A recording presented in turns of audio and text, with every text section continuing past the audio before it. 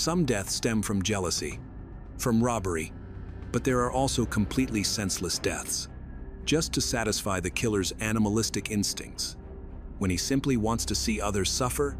On a gloomy morning, in a deserted field on the outskirts of Bloomington, Indiana, people discovered the body of Hannah, a 22-year-old college student. She was lying face down, her head covered, her body marked with the horrific marks of a brutal beating. There was no missing property, nor any evidence of abuse, violence. Only cold, senseless brutality, leaving the entire community in shock.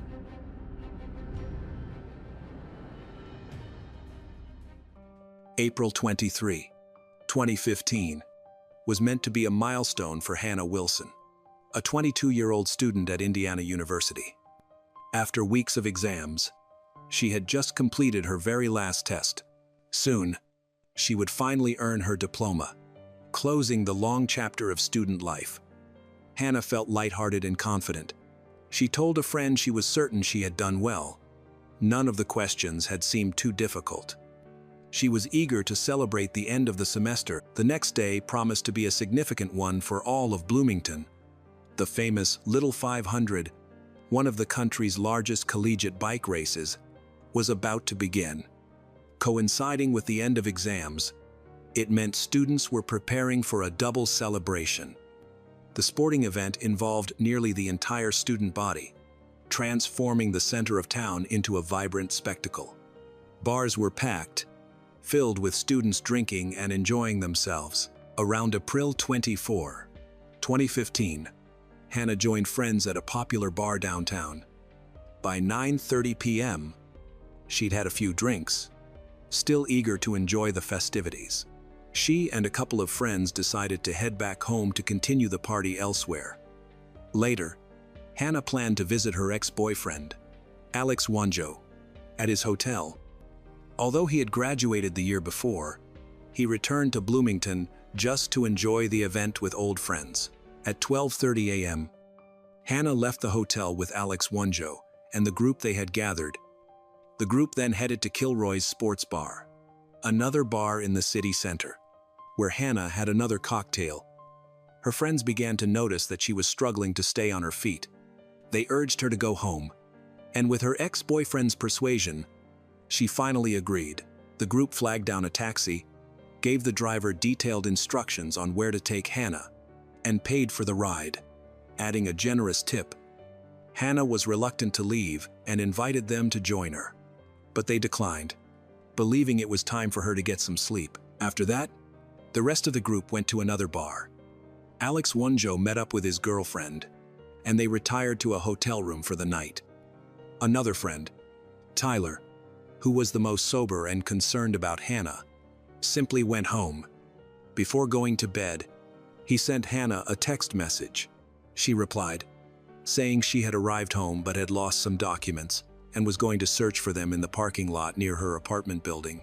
It turned out the taxi driver had dropped Hannah off at a slightly different location. Probably for safety reasons. She hadn't given the exact address, so he left her a short distance from her building. He watched her walk across the parking lot in the direction of her home before driving away. Hannah shared her apartment with several roommates, all members of the Gamma Phi Beta sorority. One of her roommates, Allison Eschbach, was already asleep when Hannah arrived.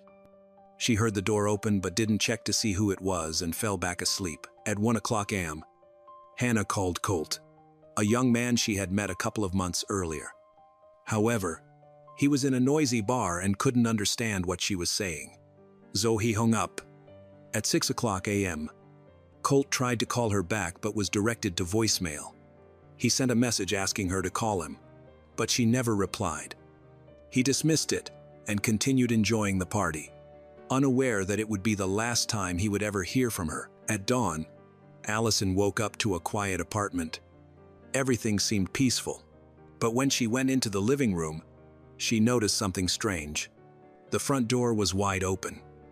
Assuming her roommate had simply forgotten to close it, Allison knocked on Hannah's door, but there was no answer.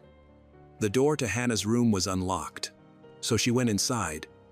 No one was there. But Allison saw Hannah's purse. Hannah never went out without it. It was obvious that no one had slept there that night. The bed was neatly made. It all seemed very strange. Allison couldn't figure out where Hannah had gone, so she called Hannah.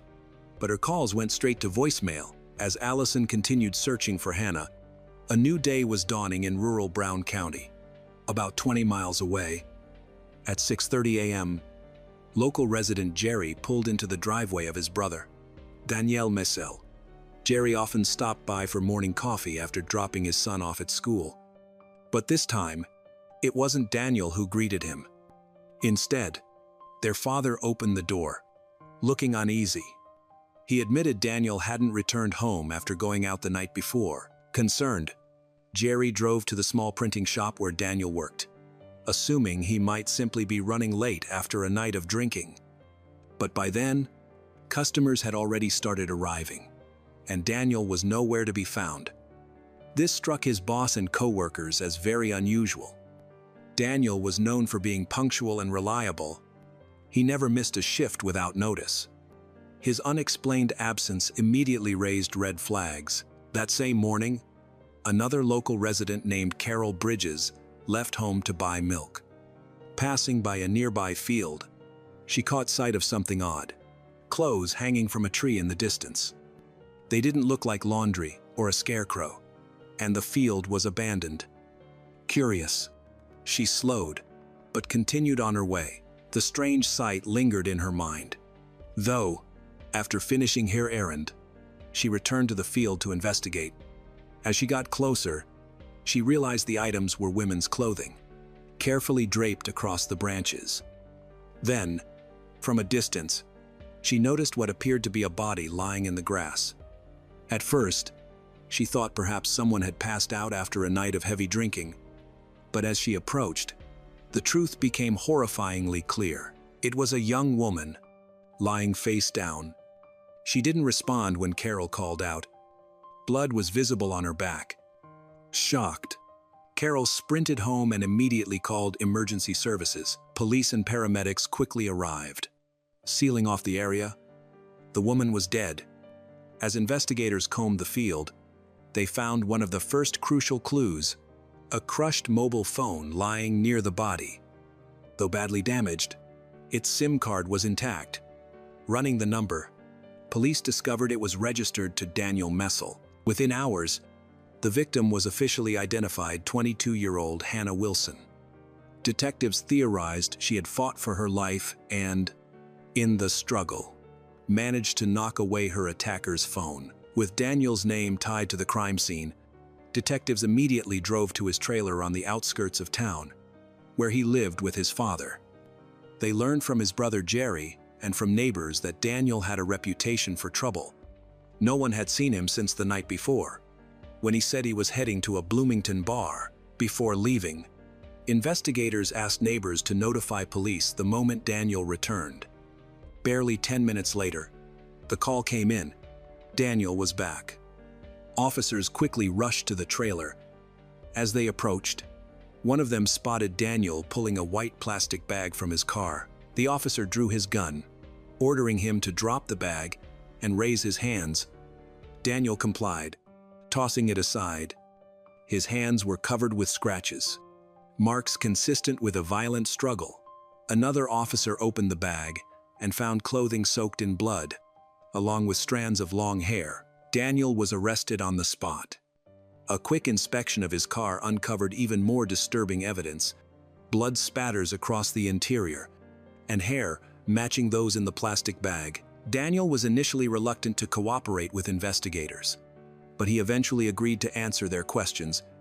He claimed that on the evening of the 23rd of April, he had met up with friends in downtown Bloomington. Daniel explained that they were taking part in a weekly tradition, a trivia night at a local grill near the town center. His friends later confirmed that such gatherings were indeed routine. Although Daniel was known as intelligent, detectives quickly suspected there was more to his story. One detail immediately stood out. The grill he mentioned was located just a short distance from the sports bar, where Hannah had been drinking with her friends that same night. Investigators then began digging into Daniel's digital footprint and Eisen CF Tarm. Records from his phone revealed he had been active on dating sites, particularly one for sugar daddy arrangements. On his profile, he boasted of earning between $100,000 and $200,000 annually, and openly stated he was looking for a college student from Indiana University, aged 18 to 40. In reality, his financial situation was crumbling. He made barely $30,000 a year, was heavily in debt, had less than $100 in his bank account, and had recently filed for bankruptcy. That explained why a man in his late 40s was still living with his father in a rundown trailer. According to Daniel's story, he arrived at the grill around 8:00 p.m., showing up early to secure a table. He drank heavily, played trivia with his friends, and appeared to be in unusually good spirits. Bar staff and other patrons later confirmed this. Around 11:30 p.m., the group dispersed, and Daniel offered his friend a ride home. But instead of heading back to his own residence afterward, witnesses reported seeing him driving through downtown. The route he took would have put him near Hannah and her friends as they walked her home in an intoxicated state. When questioned about it, Daniel had no convincing explanation for how his phone ended up in the field where Hannah's body was found. He also failed to explain the scratches on his hands, marks that clearly suggested a struggle. Yet, despite the mounting suspicion, he remained unusually calm. Detectives believe Daniel saw Hannah arriving home. Because she was slightly drunk and vulnerable, she was an easy target. They think he followed her taxi and waited for her to be alone. When investigators searched Hannah's apartment, they realized her driver's license was gone. This raised a frightening possibility.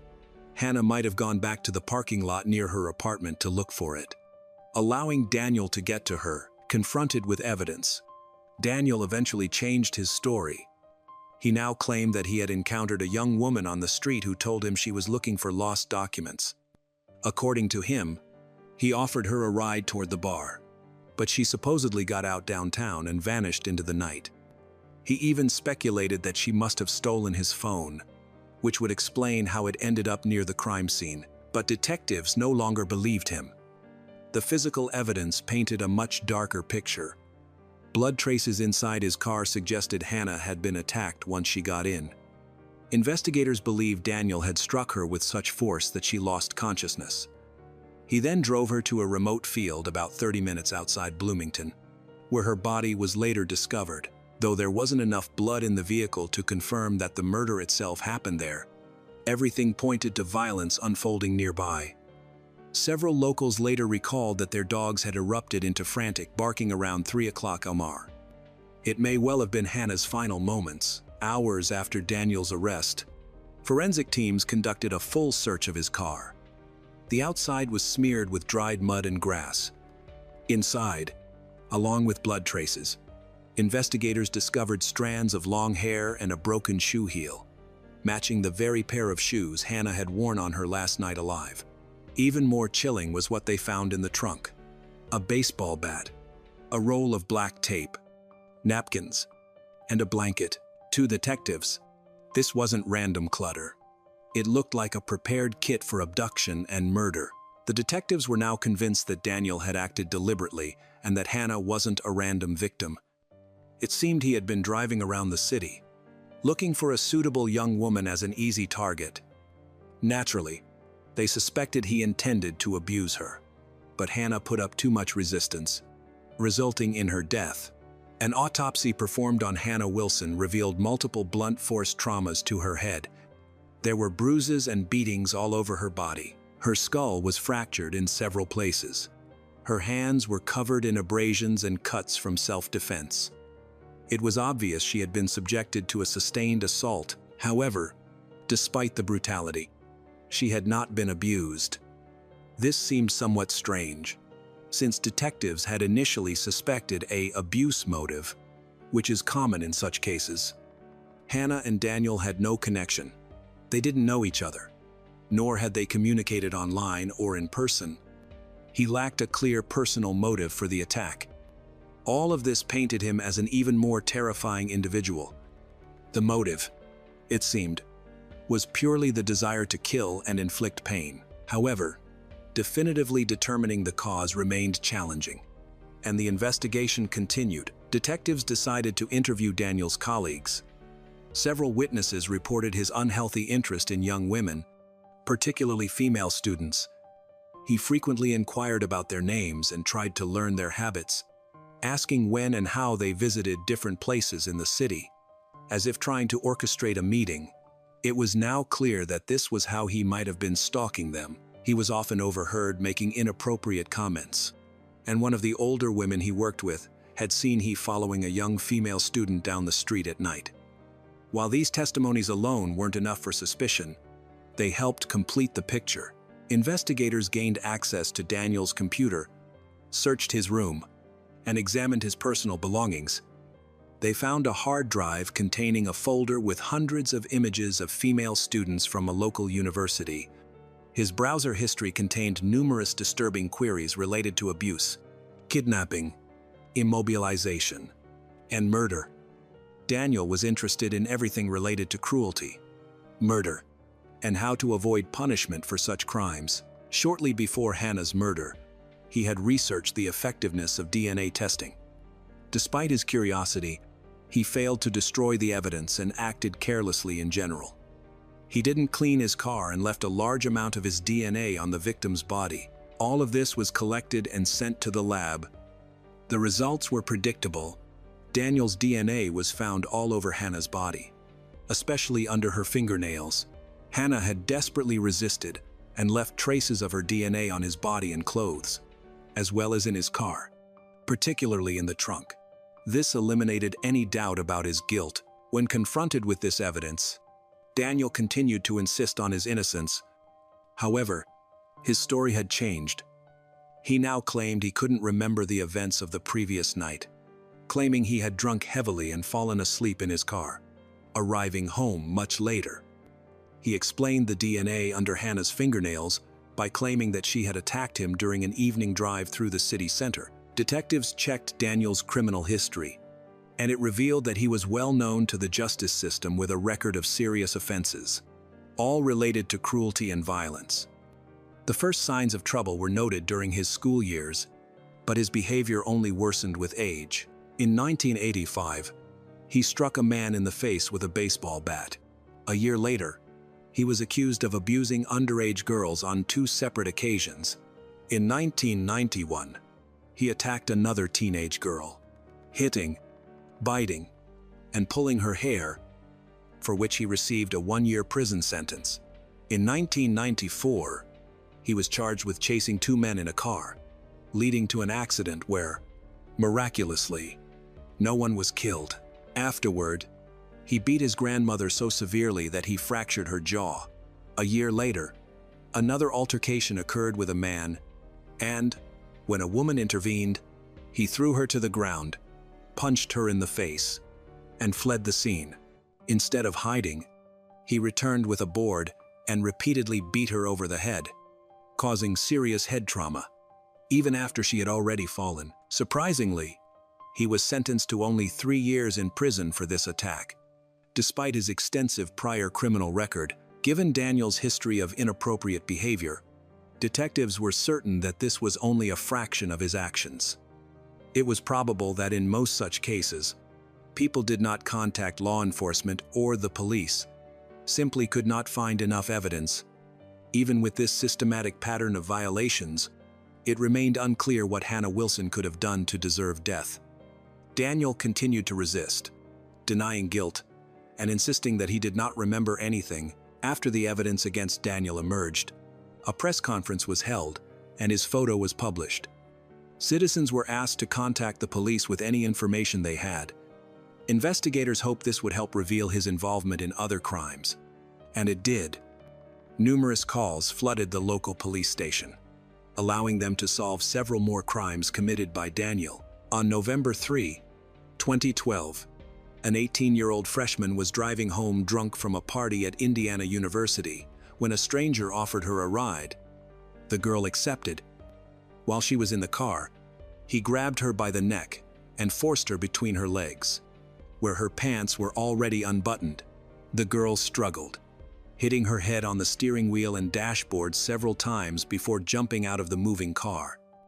The kidnapper did not stop to help. The victim received serious injuries but managed to escape. Just a month later, on December 2, 2012, two 21-year-old girls left a bar in the city center early in the morning. They were also offered a ride home, but they suspected something was amiss. When the girls tried to leave, Daniel started behaving aggressively.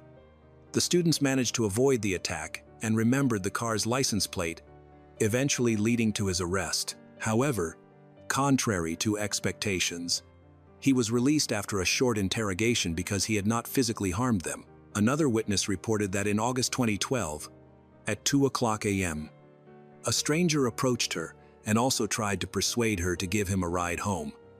She declined. Feeling something alarming about his behavior, Daniel began to behave aggressively again, but he was scared off by passers-by. This girl also reported the incident to law enforcement, but no arrests or charges were made. On September 1, 2012, a 22-year-old local university student woke up in a silver SUV with no recollection of how she got there. She had been beaten and badly hurt by Daniel Messel, who had abandoned her outside the city, stealing her credit card, phone, and bag. The investigation once again yielded no results. Now that Hannah Wilson had died at the hands of this deranged man, law enforcement had finally taken up the case. It took a murder to stop the criminal, which naturally caused great public outrage. Less than a week after the discovery of Hannah's body, Daniel was charged with murder and jailed without bail. The hearing began in August 2016 and lasted for 2 weeks. The prosecution built its case on proving that Daniel Messel was pure evil, inflicting pain for enjoyment, and wasn't even particularly interested in abuse. There was substantial evidence to support this theory. The defense attorney pointed out several weaknesses in the prosecution's case and insisted that his client didn't remember anything. However, there were practically no witnesses or strong arguments on the defense side. On the prosecutor's side, there were not only witnesses and victims of Daniel's violence, but also forensic evidence and expert testimony vividly describing the cruelty inflicted upon Hannah before her death. The jury deliberated for 5 hours on August 29, 2016.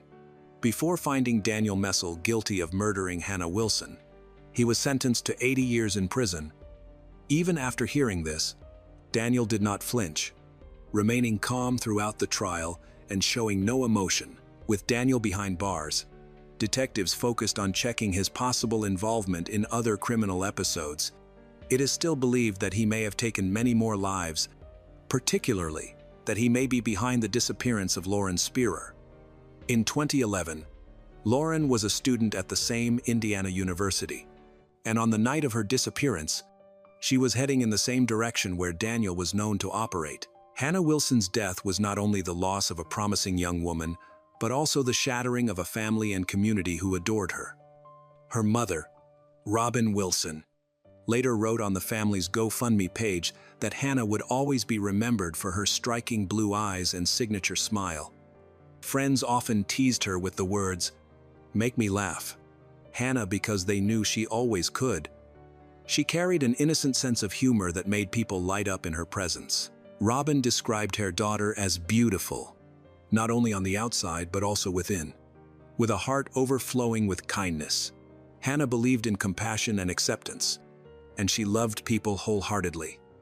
She never imagined that true evil could exist. That trust, that purity of spirit, is what makes her story all the more devastating. But it is also what ensures her memory lives on, not defined by the cruelty of the man who took her life, but by the joy, warmth, and love she brought to everyone around her. On a Sunday afternoon in Tijeras, New Mexico, loud explosions shattered the silence. After the noises stopped, they heard a dog yelp, and then silence.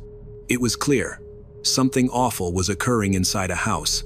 Later, a young man emerged from the house to speak with police, and his statements, along with what the police discovered, shocked the entire community. Join us as we explore this case further. revealing disturbing truth secrets, lies, and a courtroom drama where the distinction between innocence and guilt became more complicated than anyone imagined. The Mestre family wasn't well known in Tijeras, New Mexico, but those who knew them considered them quiet and reserved. The family, consisting of Raimundo Mestre, the father, Bertha Huerta Conde, the mother, their 3 children, Nancy, Adlai, and Brielle. They had moved to the small community around 2021. They rented a house with a large, private yard, and it quickly became one of their favorite things about the house. Raimundo was a hard-working man devoted to his family. Bertha, his wife, was a kind, caring homemaker, well-liked by their neighbors and friends. By 2024, their oldest daughter, Nancy, had moved in with her partner and was pregnant with her first child. As autumn neared, the entire family eagerly awaited the baby's arrival. However, their joy was short-lived. A sudden and tragic event was about to turn their happiness into grief. On Sunday, the 13th of October, just before 2:00 p.m., emergency services received a call from a concerned man. He explained that he had heard several loud bangs at Mestre house next door. They sounded like gunshots to him, 5 or 6 in all, followed by a single gunshot about 10 minutes later. He also thought he heard the distressed cries of a dog. At first, he thought he might be overreacting, but when he tried to reach their family by phone and got no answer, his anxiety grew. He walked to the house and rang the doorbell several times, but there was still no answer. That's when he decided it was time to call the police. Around 2:14 p.m., officers arrived and their body cameras began recording.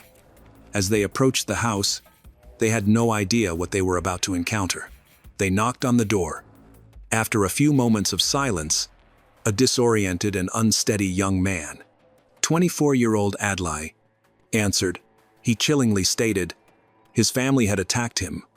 When asked for more information, he said the attack occurred in his bedroom and a knife was used. The officers told him to come closer. When they asked if he had any weapons, Adlai said yes, and then seemed to reach for something.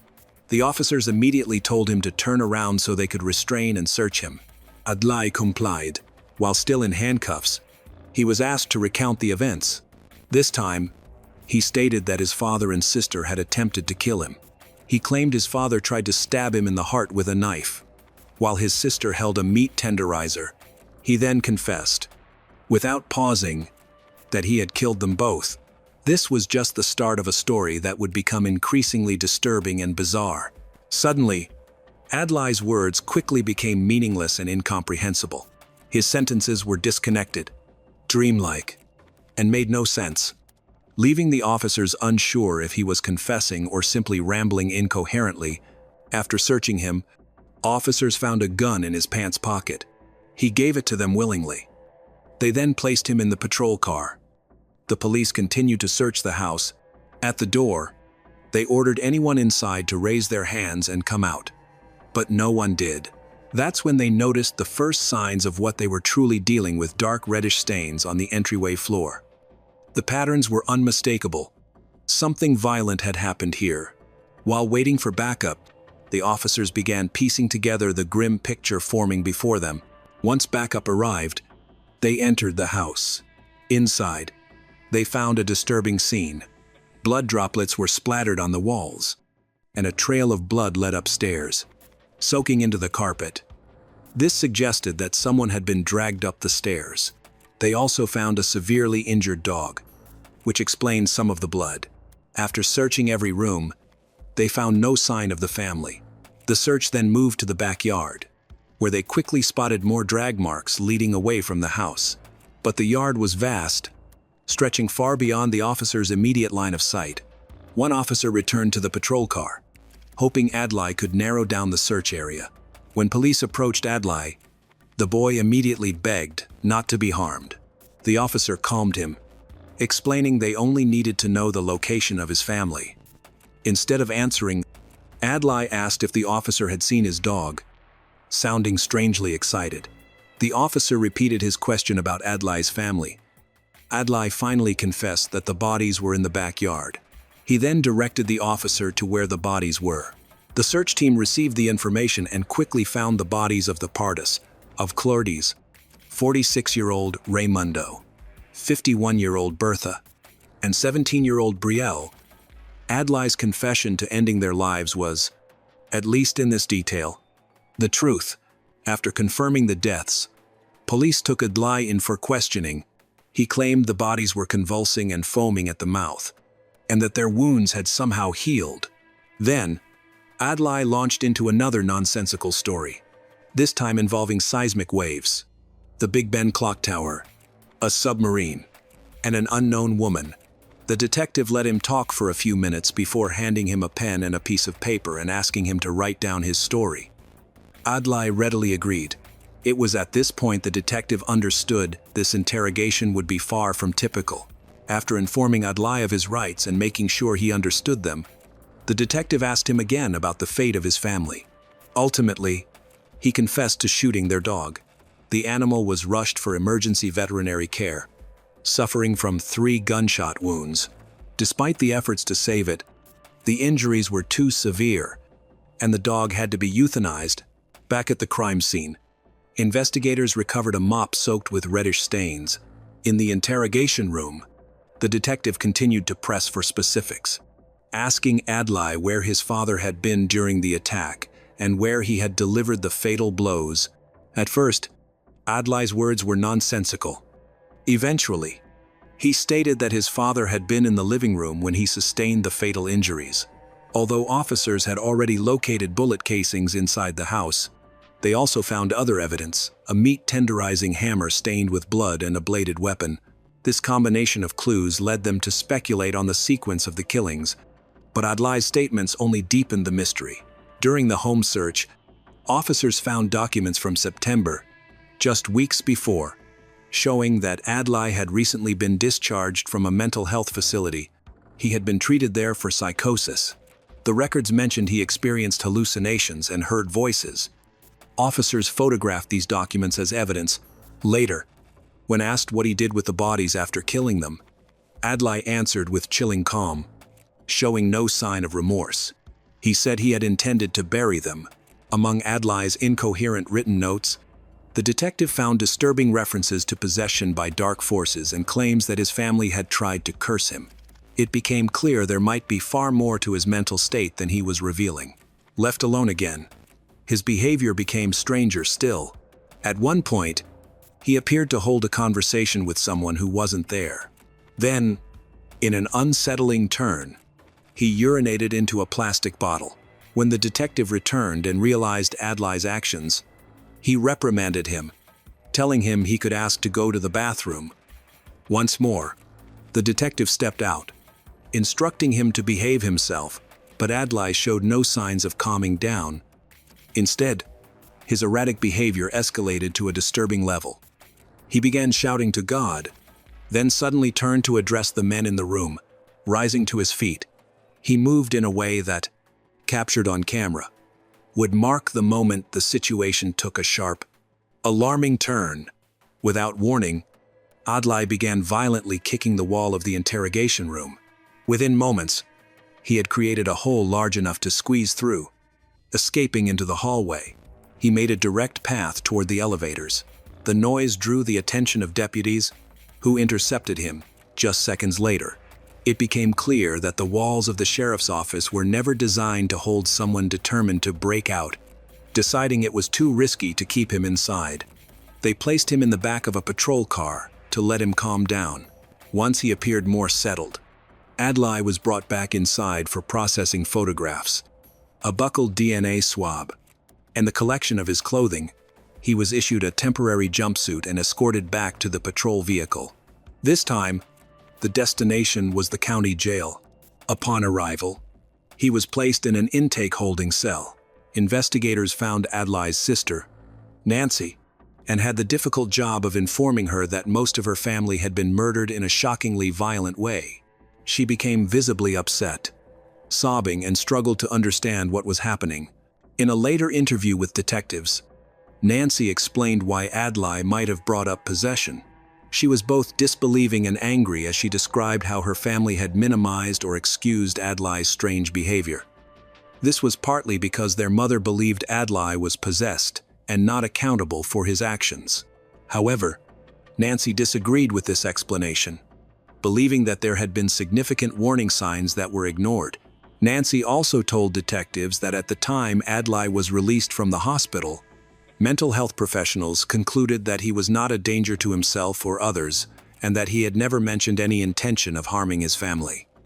When asked about his medication, Nancy confirmed he was prescribed treatment, but admitted he was not taking it consistently. She had confronted him about it herself, worried for his well-being. She said she wasn't the only one. Her mother had even found pills in the trash. Everyone in the household had urged him to take his medication. Despite these issues, Nancy said her brother had appeared normal for months leading up to the killings.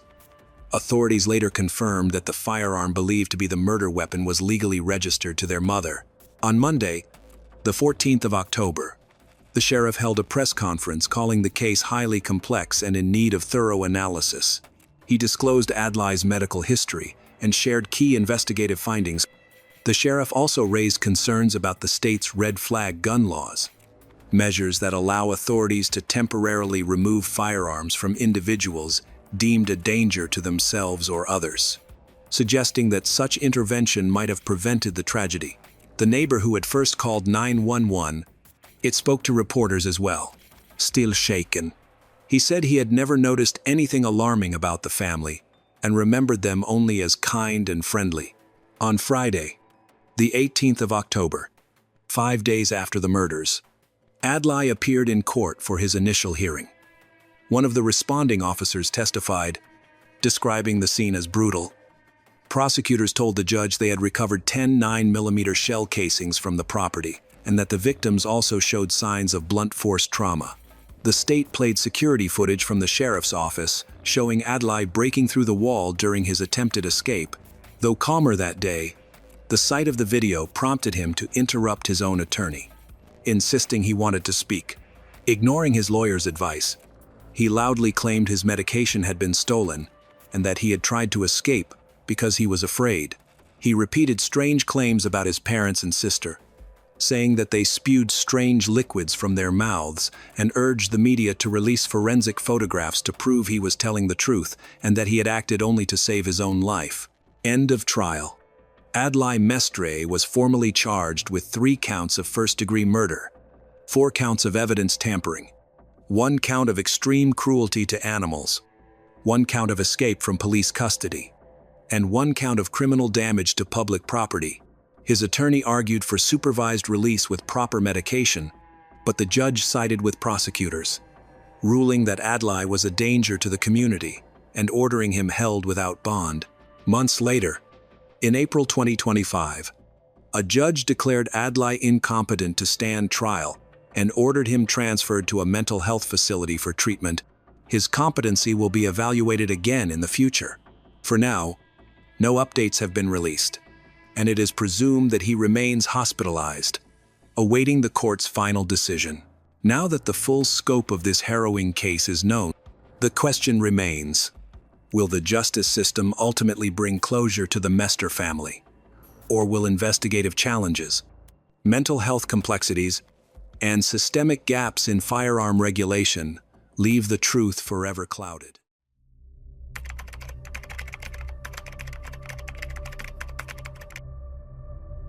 That night, Keith Green went out to attend an important meeting, not knowing it would be the last time he would be seen.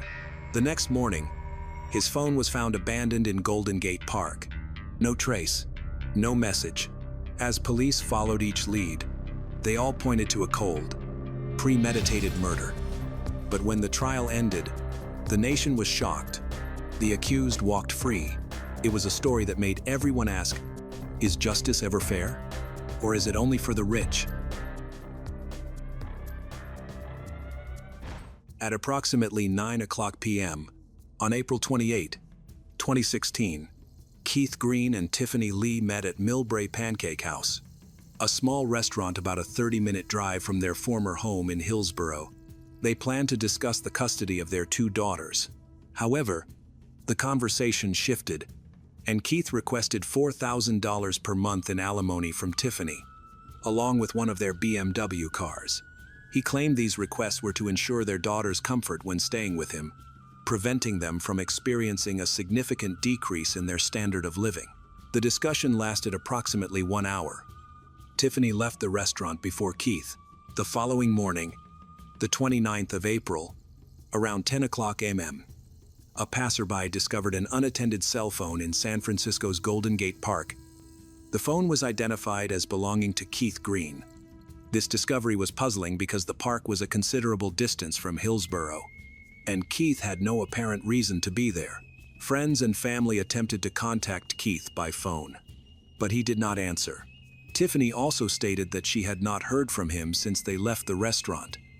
By that evening, missing person flyers featuring Keith's picture were being distributed throughout the city. At the time of his disappearance, Keith was wearing black sweatpants and a white jacket with green sleeves. He had tattoos of Martin Luther King Jr. and Malcolm X on his legs. The search moved quickly. The case took on greater urgency when it became clear that Keith hadn't returned to the friend's home where he'd been staying temporarily, nor to any relatives.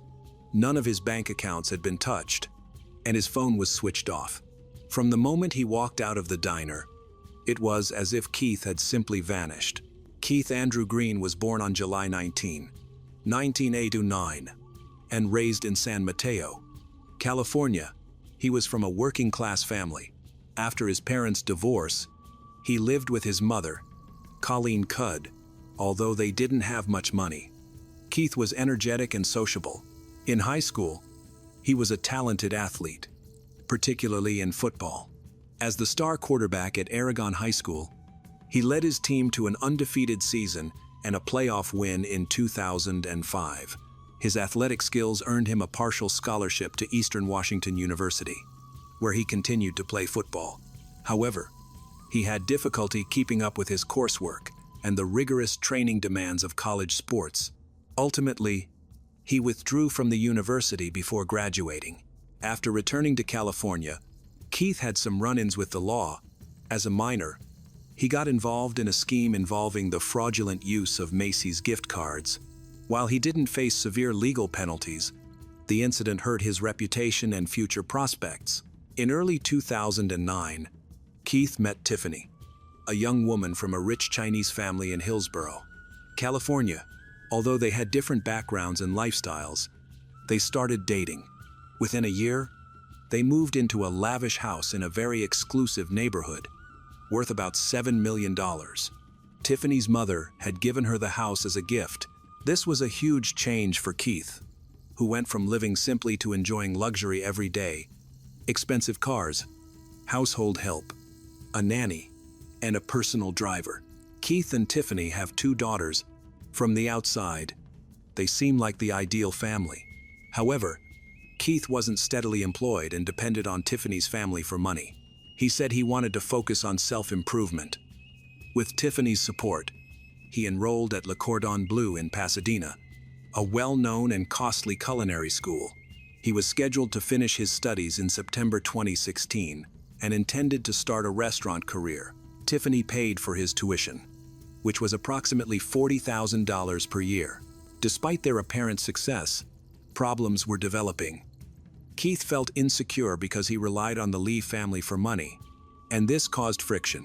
People close to Tiffany said she started seeing Keith less as a father to her children and more as someone just spending her money. In early 2015, Keith and Tiffany's relationship began to fall apart. Keith was drinking and using marijuana. He still couldn't find a steady job. His culinary school training didn't make up for his financial and emotional reliance on Tiffany. They argued more and more often. They officially separated in October 2015. Keith moved in with a friend, but wanted to stay involved in his daughters' lives. He also tried to maintain their previous lifestyle, possibly for both their benefit and his own. However, Tiffany controlled most of the money and decisions, which made Keith feel increasingly disconnected and saddened. To better understand the story, let's learn about Tiffany's life. She was born in Beijing, China, Tiffany grew up in a wealthy family whose primary business was real estate. They owned residential and commercial properties in major Chinese cities, including a skyscraper in Beijing. Over time, the family expanded their investments to the US, the Caribbean, and other international markets. Besides real estate, they also invested in logistics, high-tech companies, and global trade. Their interests included shipping and electronic supply chains. This diverse investment strategy helped them to steadily increase their wealth. Tiffany's early years were split between two countries. She spent much of her childhood in China, attending elite private schools that emphasized strict discipline, high academic expectations, and a strong sense of hierarchy. She studied piano, practiced ballet, and participated in competitions. Concurrently, her parents introduced her to business matters from an early age, gradually involving her in family investment discussions. In 1992, Tiffany's family settled permanently in California's Silicon Valley. Then, she became a US citizen in 2000. She graduated from a private high school and later earned a master's degree in business from the University of San Francisco. Despite fully integrating into American life, her family maintained close cultural and financial ties to China. In the early 2010s, Tiffany managed her family's real estate in California. She was responsible for several properties, including their Hillsborough mansion, which they had bought before moving to the city. Hillsborough View was chosen for its safety, reputation, privacy, and wealthy residents who didn't need to show off. Tiffany's social background, education, and perfect English allowed her to easily fit in with the local upper class. She went to charity events, joined parent groups at private schools, networked with business owners and lawyers. People saw her as a confident and independent woman from a prominent family. Her behavior reflected her dual background. She was reserved, strategic, but also friendly in public, and very disciplined in business. Tiffany was an only child, so she felt immense pressure from her parents. They expected her to inherit the family business, expand it internationally, and secure its future. Tiffany shaped her life around these expectations. She stayed out of trouble, avoided attention, and showed no desire to break free from her family's wealth. Instead, she worked hard to be seen as someone dedicated to protecting and increasing their fortune. Having a dual cultural identity was both beneficial and challenging for her. She was able to leverage the advantages of both Chinese discipline and American adaptability. However, the strong expectations of her family sometimes conflicted with her own desires. This created tension in her romantic relationships, particularly when her partners didn't meet her family's approval. Tiffany started a relationship with Kaveh Bayat. Tiffany said this happened after she and Keith had broken up for good. However, others said she was seeing Kaveh Bayat while she was still with Keith. When Keith learned about Kaveh Bayat, it made his conflict with Tiffany much worse. Kaveh Bayat then moved into the house where Keith used to live with his daughters, which Keith felt was a deliberate provocation. Their relationship became even more hostile, with Tiffany and Keith constantly arguing and accusing each other of manipulating the situation. There were also rumors that Keith threatened to reveal damaging information about Tiffany, possibly about her new relationship or business dealings, unless his demands were met. These threats made it impossible for Tiffany and Keith to cooperate in any way. Keith was in a difficult position. He lacked a stable job and home, and struggled to see his daughters regularly. Many people doubted his sincerity. He openly expressed his frustration and desperation, but he remained determined to be part of his daughters' lives.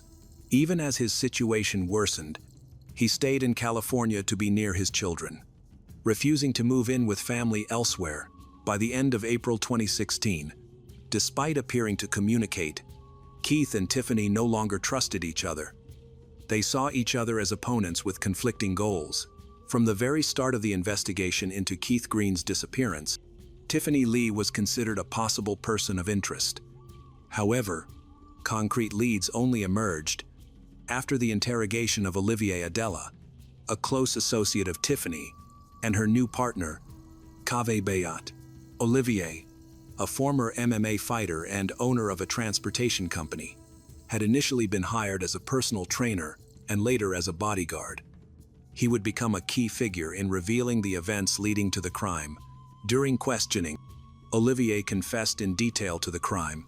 He admitted he wasn't there when it happened, but knew who did it and how.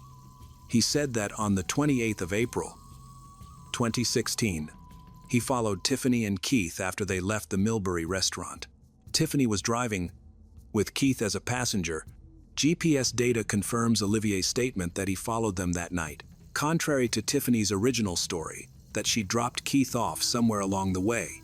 Olivier stated that she took Keith all the way to her house in Hillsborough. Investigators believe the crime occurred at Tiffany's home. Olivier claims he was driving behind them but didn't participate in the crime. Though he knew it was going to happen, Kaveh Bayat claims he shot Keith in the head with a 9mm handgun in the garage of their home. Blood evidence in the garage and one of the family's cars confirmed Keith was there. After the shooting, the body was put in a vehicle. The following day, Tiffany and Kaveh asked Olivier to get rid of the body. Olivier agreed because he felt he was already too involved and saw it as repayment for the money, gifts, and loyalty they had given him. He drove the body to a secluded, wooded area in Sonoma County. 2 weeks later, the body was found. Forensic experts determined Keith died somewhere else. The most important part of Olivier's statement was his claim that the crime was planned months beforehand. He stated that Tiffany and Kaveh had asked him to kill Keith as early as February 2016. When Olivier came to see them, they took his phone and searched him to make sure he wasn't recording them. As a precaution, Olivier said he refused to kill Keith himself but agreed to pressure him, saying he didn't want to go too far. However, he continued to communicate with Tiffany and Kaveh, assist them in other ways. Later, when they asked him to get rid of the body, he agreed because he felt he couldn't refuse. Investigators confirmed his involvement.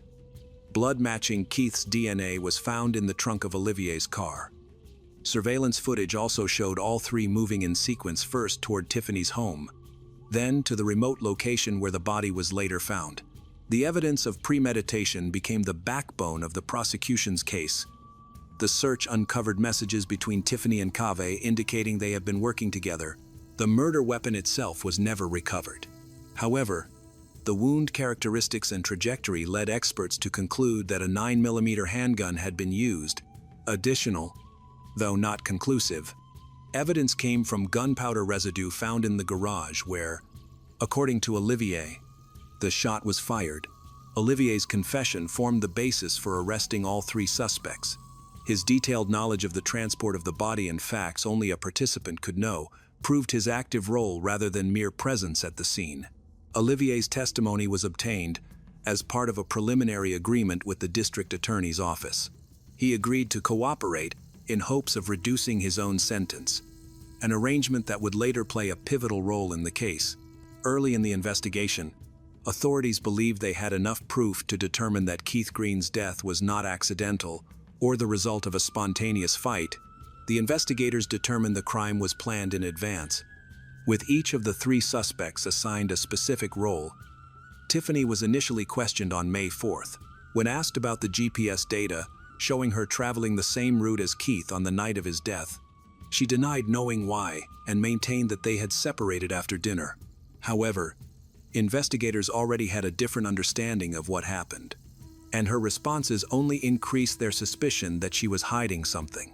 Around the same time, Kaveh was also questioned. He denied any involvement, claiming that he was at home on the night Keith went missing. However, his cell phone data placed him in the same area where Tiffany and Keith's movements were recorded, and later near Olivier's residence. He had also been exchanging messages with Tiffany throughout the evening of the 28th of April. This contradicted his version of events and heightened investigators' doubts. On May 26, 2016, Tiffany Lee, Kaveh Bayat, and Olivier Adela were all arrested. They were charged based on false statements, inconsistencies in their stories, cell phone data, biological evidence, surveillance video, and suspicious messages. However, key pieces of evidence were still missing. such as the murder weapon, a recording of the crime, or a confession from the actual shooter. Despite being charged together, each suspect's legal case progressed separately. Tiffany was the first person granted bail in the case. Prosecutors worried she might leave the country and requested a very high bail amount. Because Tiffany had dual citizenship in the US and China, substantial financial assets, and property in other countries, the court set her bail at an unusually high $35 million. This was one of the largest bail amounts ever in San Mateo County. California law allows a defendant to be released by paying 10% of the bail in cash, with property covering the rest. Within 2 weeks, Lee's family raised the money by using California real estate as collateral and paying some of the amount in cash. Tiffany was released on June 8, 2016, and was monitored electronically and not allowed to leave the country. The public responded quickly and strongly. Newspapers and social media buzzed with discussions about whether the situation was fair. A wealthy woman, accused of planning a crime in advance, was allowed to go home. Meanwhile, the other 2 defendants stayed in jail. Activists, the victim's family, and people fighting for equal rights claimed this case showed how much better options rich people have compared to everyone else. Articles started to ask if the justice system could ever be truly fair, if being rich could buy your freedom. As the trial approached, the prosecution faced a significant hurdle. They had no direct physical proof linking Tiffany to the crime. Instead, their case relied on circumstantial evidence, including messages, witness statements, traces of blood, but no murder weapon, crime scene video, or Tiffany's fingerprints at the location. Their main task was to present this indirect evidence in a compelling way. The defense attorneys presented a different argument. Tiffany's lawyers claimed the case was based on guesses, not proven facts. They highlighted that Tiffany's DNA wasn't found in the garage where the crime supposedly happened, and there were no fingerprints or a murder weapon linking her to it. They stated that there was no clear evidence connecting her to the crime. They also expressed worry about prejudice, implying that people suspected her because of her ethnicity and wealth. Cave's defense relied on similar arguments: insufficient evidence, no direct link between him and Keith's body, and no trace of his biological material at the suspected crime scene. His lawyers emphasized that simply exchanging text messages with Tiffany could not be equated with carrying out the crime. For Olivier, the strategy was different. His decision to cooperate as a witness strengthened the prosecution's case, but also created a vulnerability. His testimony could be seen as the result of pressure or an attempt to avoid prison time. From the very beginning, even during the initial hearings, it was obvious that the trial would be a major event. The case involved sensitive topics like violent death, family arguments, money, immigration, legal strategies, and unfair social differences, which were sure to attract a lot of public interest. Both the prosecution and defense used all available legal, financial, and media resources to try to win. Under the court's guidance, Tiffany stayed out of the public eye and only communicated through her lawyer's official announcements. Cave and Olivier remained in jail awaiting trial. Although their cases were initially separate, they were combined into one trial. This allowed the prosecutors to present a single, coherent explanation of the crime. The main trial in the Keith Green case began that September in San Mateo County Superior Court. Tiffany and Cave were the defendants, with Olivier's testimony forming the backbone of the prosecution's organized conspiracy theory. According to prosecutors, the motive was Tiffany's desire to eliminate a former partner she saw as a threat to her reputation and financial stability. Olivier's testimony was the most important part of the trial. Under oath, he confirmed Cave and Tiffany's involvement in the alleged plot. However, during cross-examination, the defense exposed inconsistencies. For example, he couldn't clearly explain why, after Keith's death, he first drove home and only later returned for the body. The absence of definitive proof placing him face-to-face with Tiffany and Cave at the moment of the crime was another weakness. Questions also arose regarding Olivier's finances. A search of his home uncovered $30,000 in cash and expensive items, including a watch that had belonged to Keith. Olivier claimed the money came from his work and personal savings. But this explanation was met with skepticism. The defense argued that he could have been more than an accomplice, possibly even the direct perpetrator. Acting alone, the prosecution maintained that the evidence formed a clear chain motive: planning, execution, concealment, and coordinated actions by the participants. The defense countered that not a single piece of physical evidence, no fingerprints, no DNA, no weapon, directly proved Tiffany had committed the crime or was present when it happened. Meanwhile, the court also considered the case of Kaveh Bayat. His defense categorically denied any involvement in the crime. He maintained his innocence, claiming he had been at home at the time of the case. His attorneys argued that the prosecution had not presented a single piece of physical evidence placing him at the scene. After weeks of testimony, the trial reached its decisive stage. The jury now had to decide whether the evidence presented was strong enough to prove guilt beyond a reasonable doubt.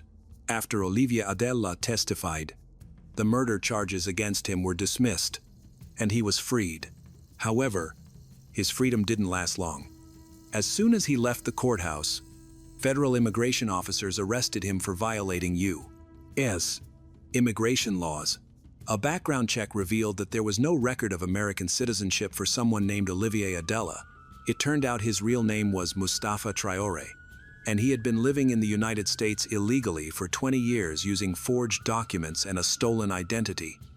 He had fraudulently obtained U.S. citizenship, and much of his life story, including his claimed service in the French Foreign Legion, was false. After his arrest, Mustafa was transferred to a federal detention facility and charged with document fraud and identity theft. Unlike the Keith Green case, this trial attracted little public attention.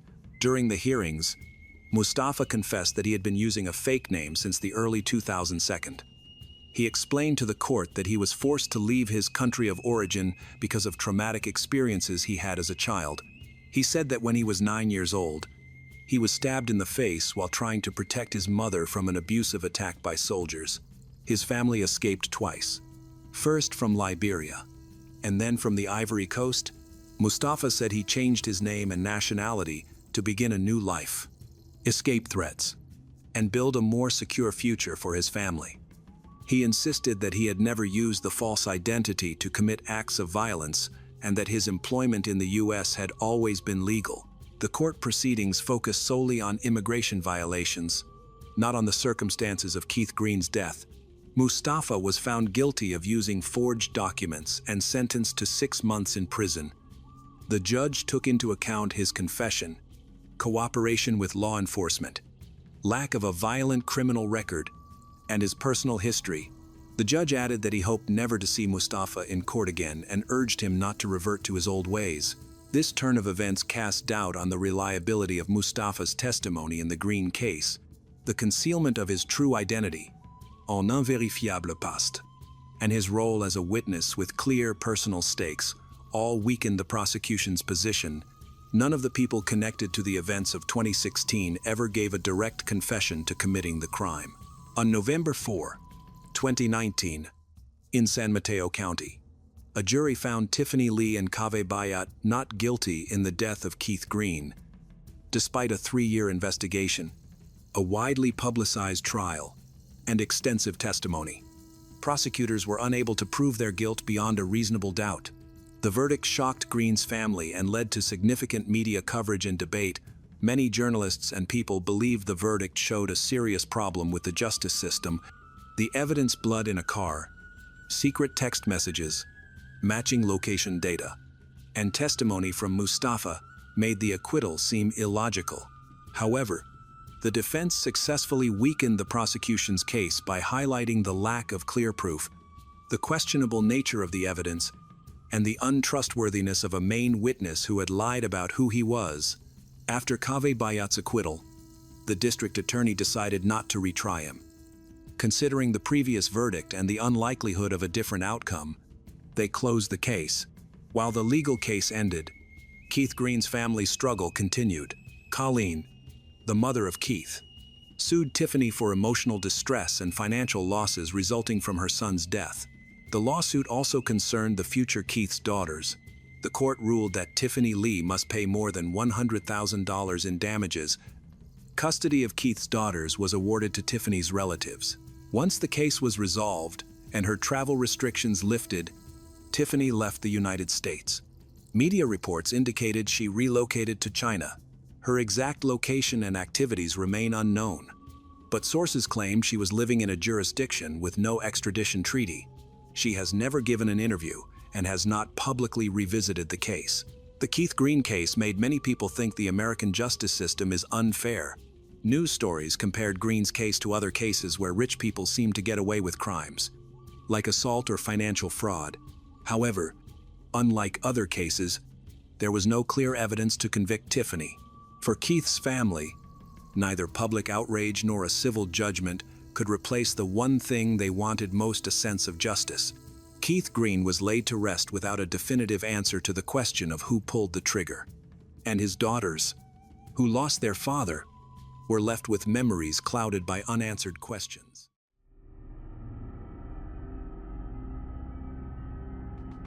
Love triangles have always been one of the deadliest sparks behind domestic crimes. Each persona involved carries hidden motives, and from those motives, a web of lies begins to form, so tangled that even the most skilled investigators struggle to find the truth.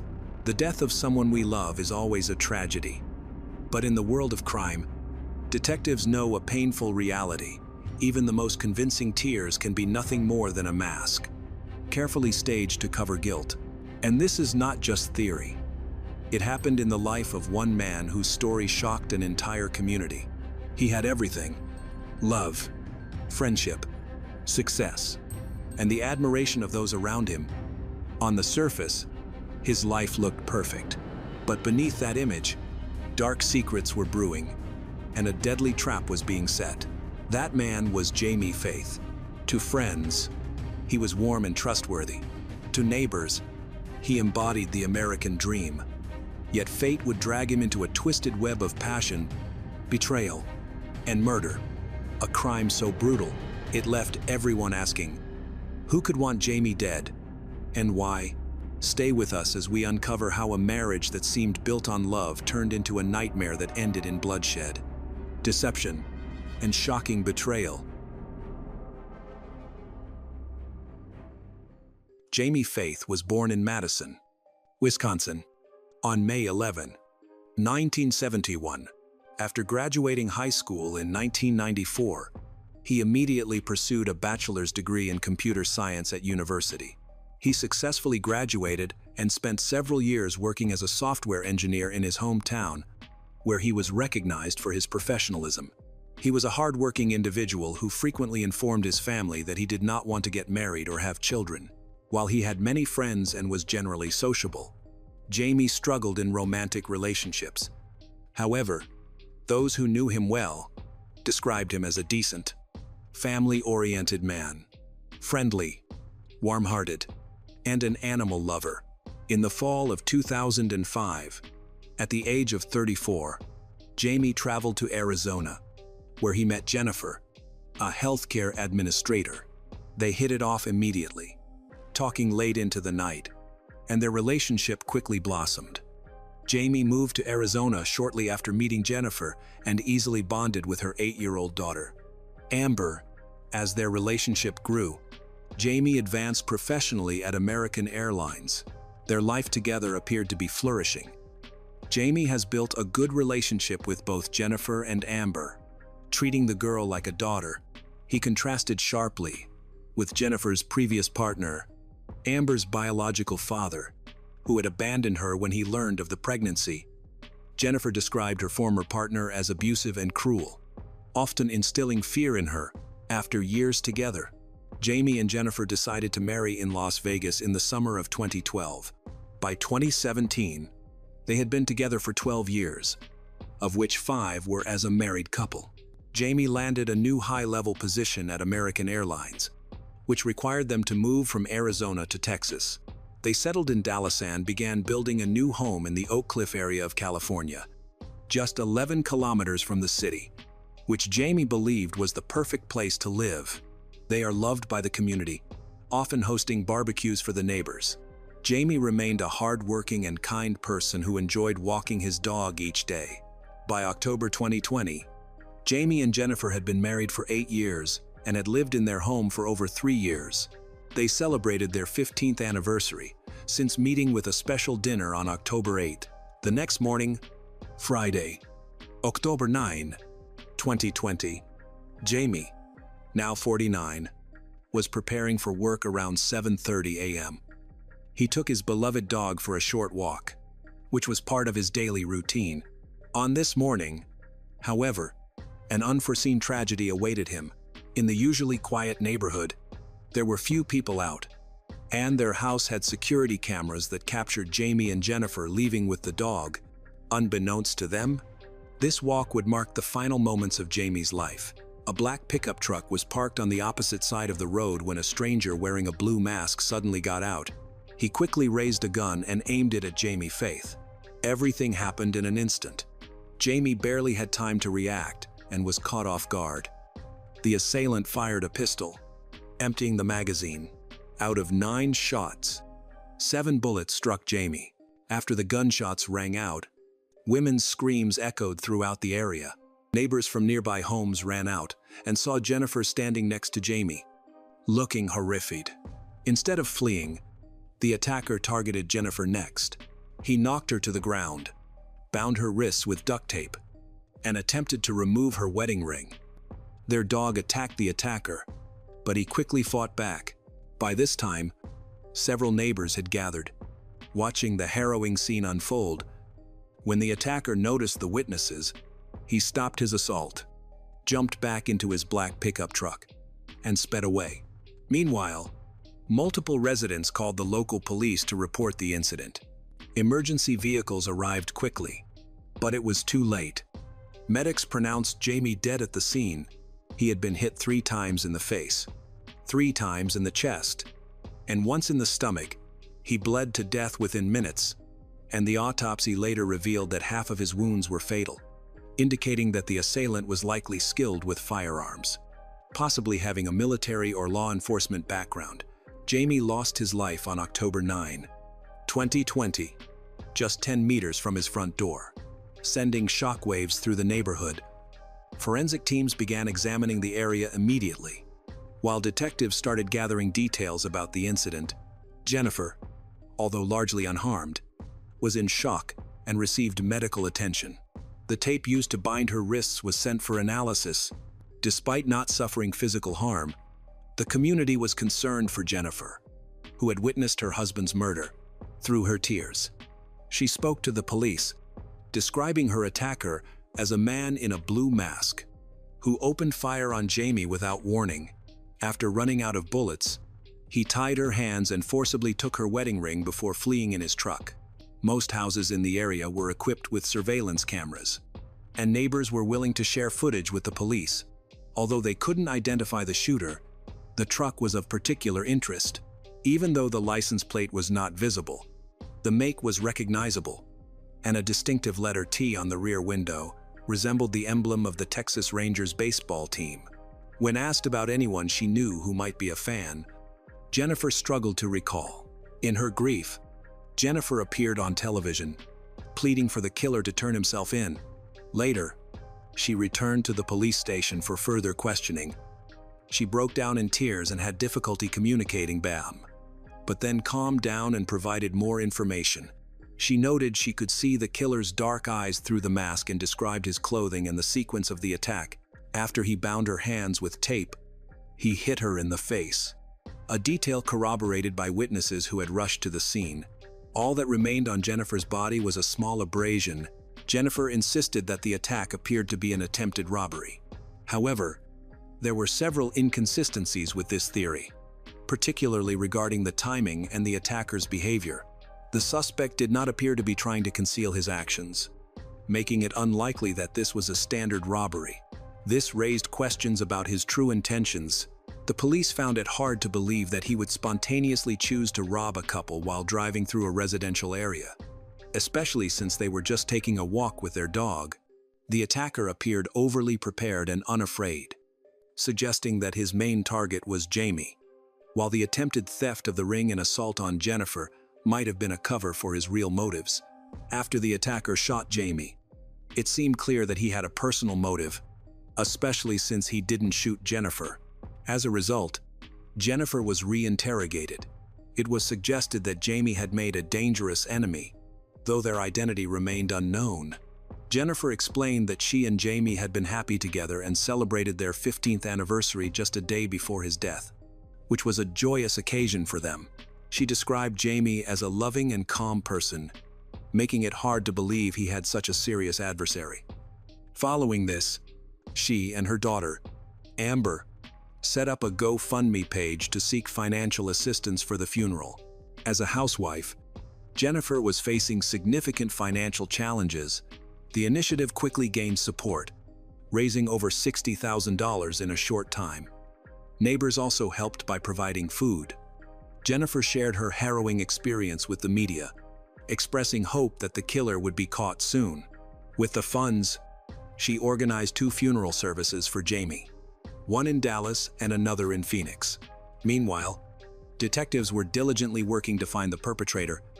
They discovered .45 caliber shell casings at the crime scene, along with Scotch tape and bullets removed from Jamie's body, which were sent for analysis.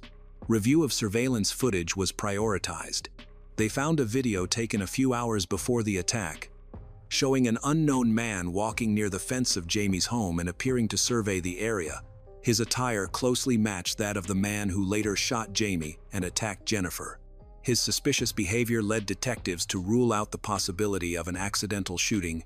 He clearly had an interest in Jamie's family, raising questions about his connection to them. In their search for clues, detectives requested Jennifer's mobile phone and her husband Jamie's phone. While Jamie's phone contained no significant information, suggesting he had no known conflicts, Jennifer's phone contained a suspicious text message sent weeks before the murder. In that message, she talked about a man named Darren, and the context suggested that their relationship was more than just casual friends. When contacted, this friend confirmed that they had heard about the possibility that Jennifer was romantically involved with someone else, but did not provide any further details. Law enforcement wanted to learn more about Darren Lopez, a 48-year-old Army veteran who had served in Iraq and Afghanistan. At the time of the murder, he was divorced and living alone on a farm in Cumberland Furnace, Tennessee, a small community, nearly 1,000 kilometers from Dallas. It raised questions when investigators discovered that Jennifer had been discussing Darren shortly before Jamie's death. They decided to explore the connection between Darren and Jennifer. It turned out that Darren and Jennifer were not just acquaintances. They had dated in high school and attended prom together. They continued their relationship into college until Darren's military service interrupted it. By that time, they had even talked about marriage. But they hadn't seen each other for decades, since their youth. After leaving the military in 2017 and subsequently divorcing his wife, Darren found himself isolated on his farm. He struggled to connect with his 4 children due to his military duties, which included a traumatic incident where he sustained a serious head injury from a bomb explosion. He became increasingly withdrawn and suffered from depression and post-traumatic stress disorder, worsened by financial struggles. To combat his loneliness, Darren started reconnecting with old friends online, including Jennifer. By late 2020, he reached out to her for the first time, and they quickly began chatting multiple times a day. Their conversations started off casually, reminiscing about the past. After about a month, Darren expressed that he had always cared for Jennifer, and she seemed to reciprocate his feelings. Their discussions became more personal, including sharing photos and talking about a potential future together on his farm, which raised suspicions among investigators. Detectives then noticed Darren's black Nissan pickup truck was the same make and model as the vehicle seen in CCTV footage near the crime scene. Alarmingly, the day before the murder, on October 8, 2020, Darren informed his family that he was going hunting. He drove 1,000 kilometers to Dallas in just 12 hours, which was verified by his car's navigation system and traffic cameras. He arrived in Oak Cliff early on the morning of October 9. After comparing photos, investigators found that Darren closely resembled a man seen looking through the fence at Jamie's home. During the 7 months prior, Darren and Jennifer communicated regularly, exchanging over 40,000 text messages and hundreds of hours of phone calls.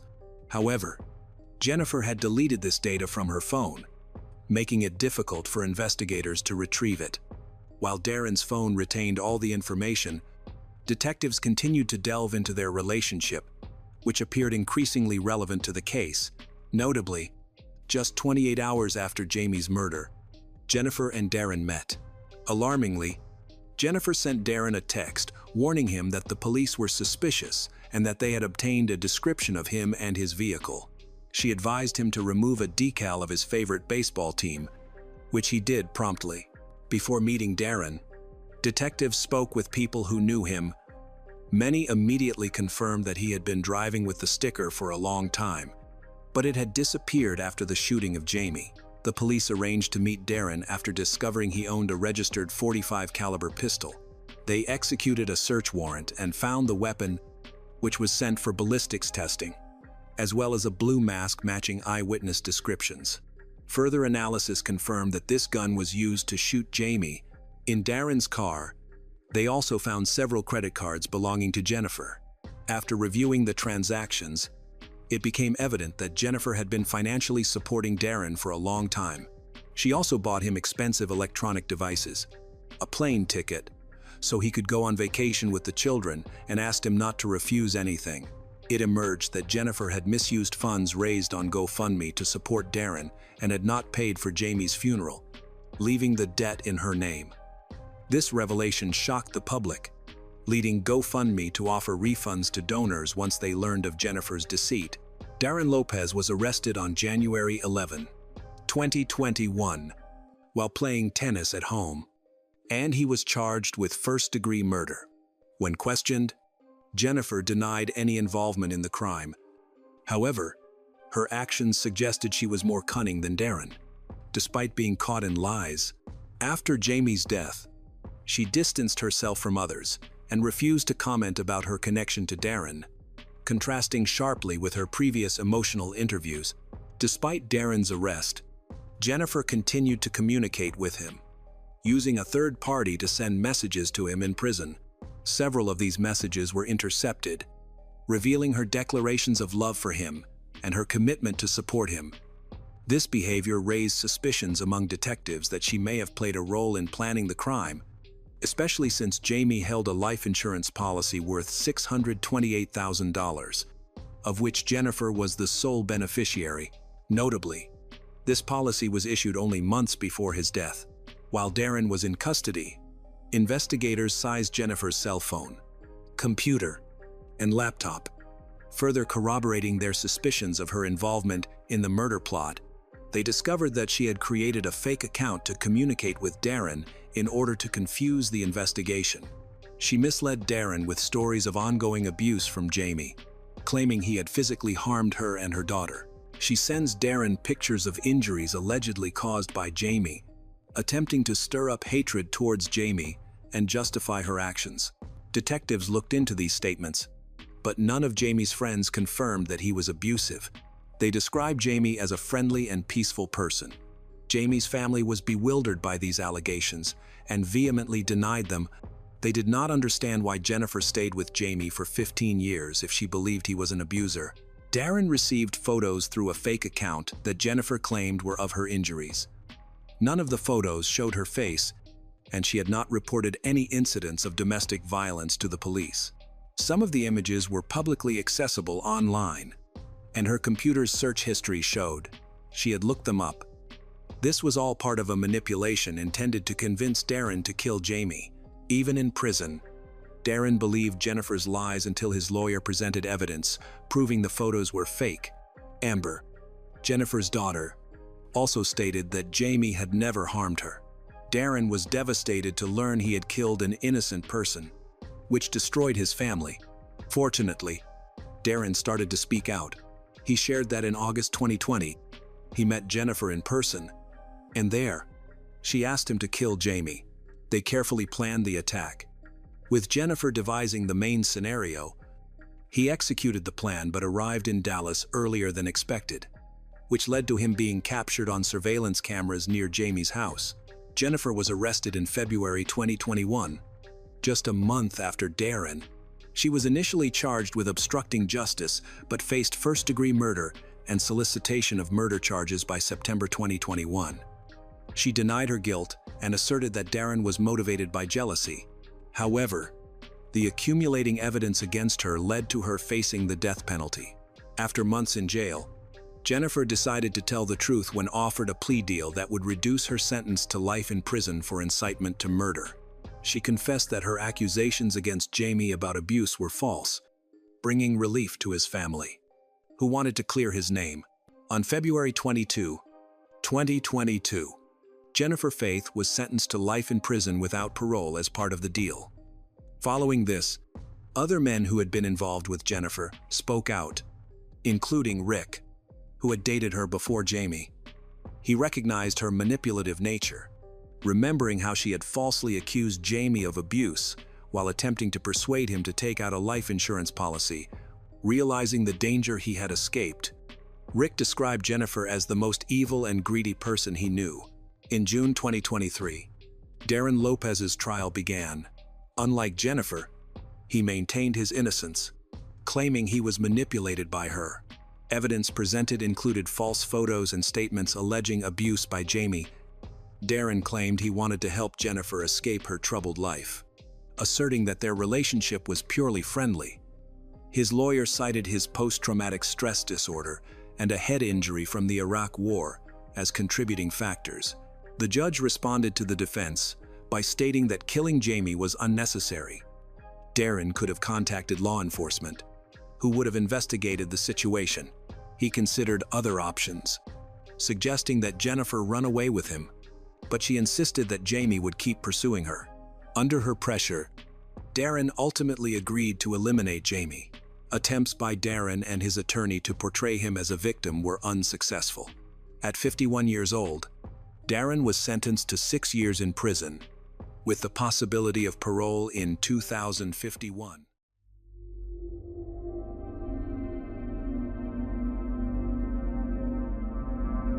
Today, we dive into a case that is as tragic as it is haunting. The sudden disappearance of 22-year-old Mercedes Vega in Arizona. In April 2023, she was last seen leaving her apartment in Tempe. Just hours later, her car was found abandoned, and what investigators uncovered would shock an entire community. Mercedes's story is a chilling reminder of how quickly a normal evening can turn into a nightmare, how safety can be shattered in an instant, and how one young woman's dreams and future were stolen in a way that still demands justice. But the question remains, who was behind this? Was it a random act of violence, or something far more calculated, designed to silence her forever? Watch this video until the end. As we explore Mercedes' final moments together, we'll uncover disturbing evidence and surprising twists that reveal a crime that's darker and more intentional than you could ever imagine. Mercedes Vega was born on March 10, 2001, in Anchorage, Alaska. She loved horses and had a special affection for babies, finding joy in the simple pleasures of life. In 2007, when she was 6, her mother, Erica, began dating Tom Pillsbury. Over time, she and Tom formed a close bond. Just before Erica and Tom's wedding in 2010, Mercedes gave him a Father's Day card that he still remembers fondly, which said that she loved that he was marrying her mom. This gesture highlighted their strong connection. As she grew up, Mercedes pursued her interests with passion. She played the violin, sang beautifully, and even performed the national anthem at various events. Academically, she excelled, earning straight A's throughout her early school years. Swimming was another of her talents. She felt a strong connection to the ocean, once expressing that her soul belonged in Hawaii. This love for the sea mirrored her free-spirited nature. always seeking places where she felt at peace.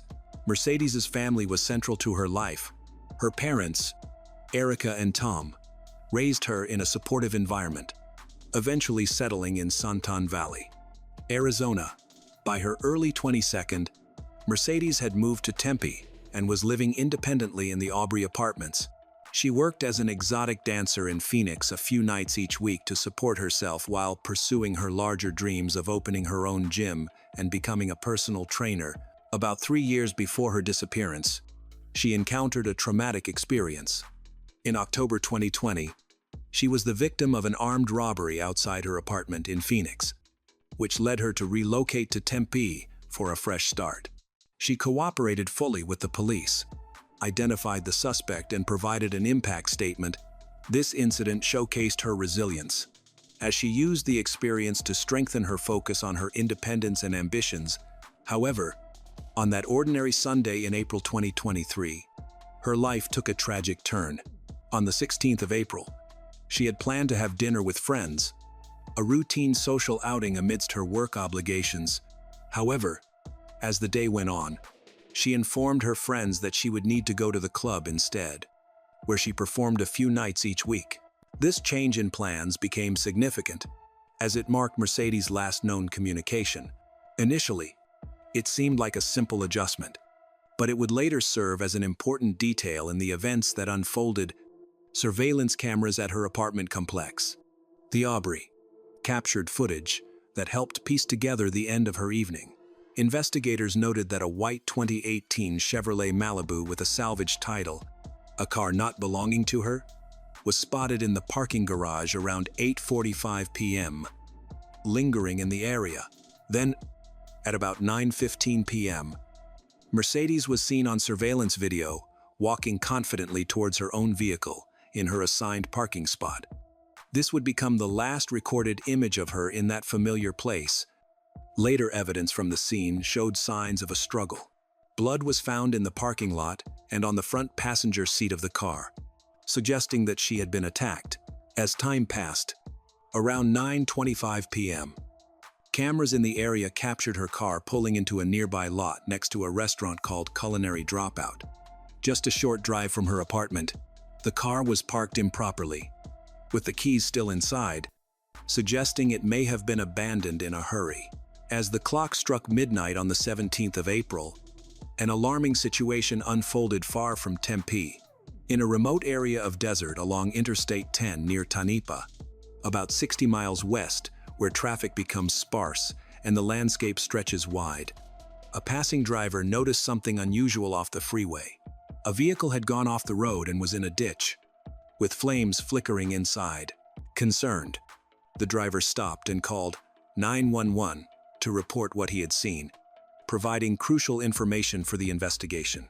During the call, he informed the dispatcher that he wanted to report a car on fire that was off the side of the northbound lanes on Imanus 10 around the 85 mile marker. He stated that it was down in the bushes but that he saw flames inside the vehicle.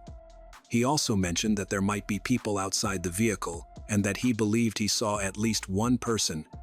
This detail suggested some activity around the car just before or during the fire, adding complexity to the investigation. The dispatchers recorded the report and quickly sent emergency crews to the scene, where firefighters worked to extinguish the flames engulfing the Chevrolet Malibu, which had been in Mercedes's garage just hours earlier. After the fire was controlled, responders looked inside the burned car and made a grim discovery: a body in the back seat, severely affected by the heat and smoke.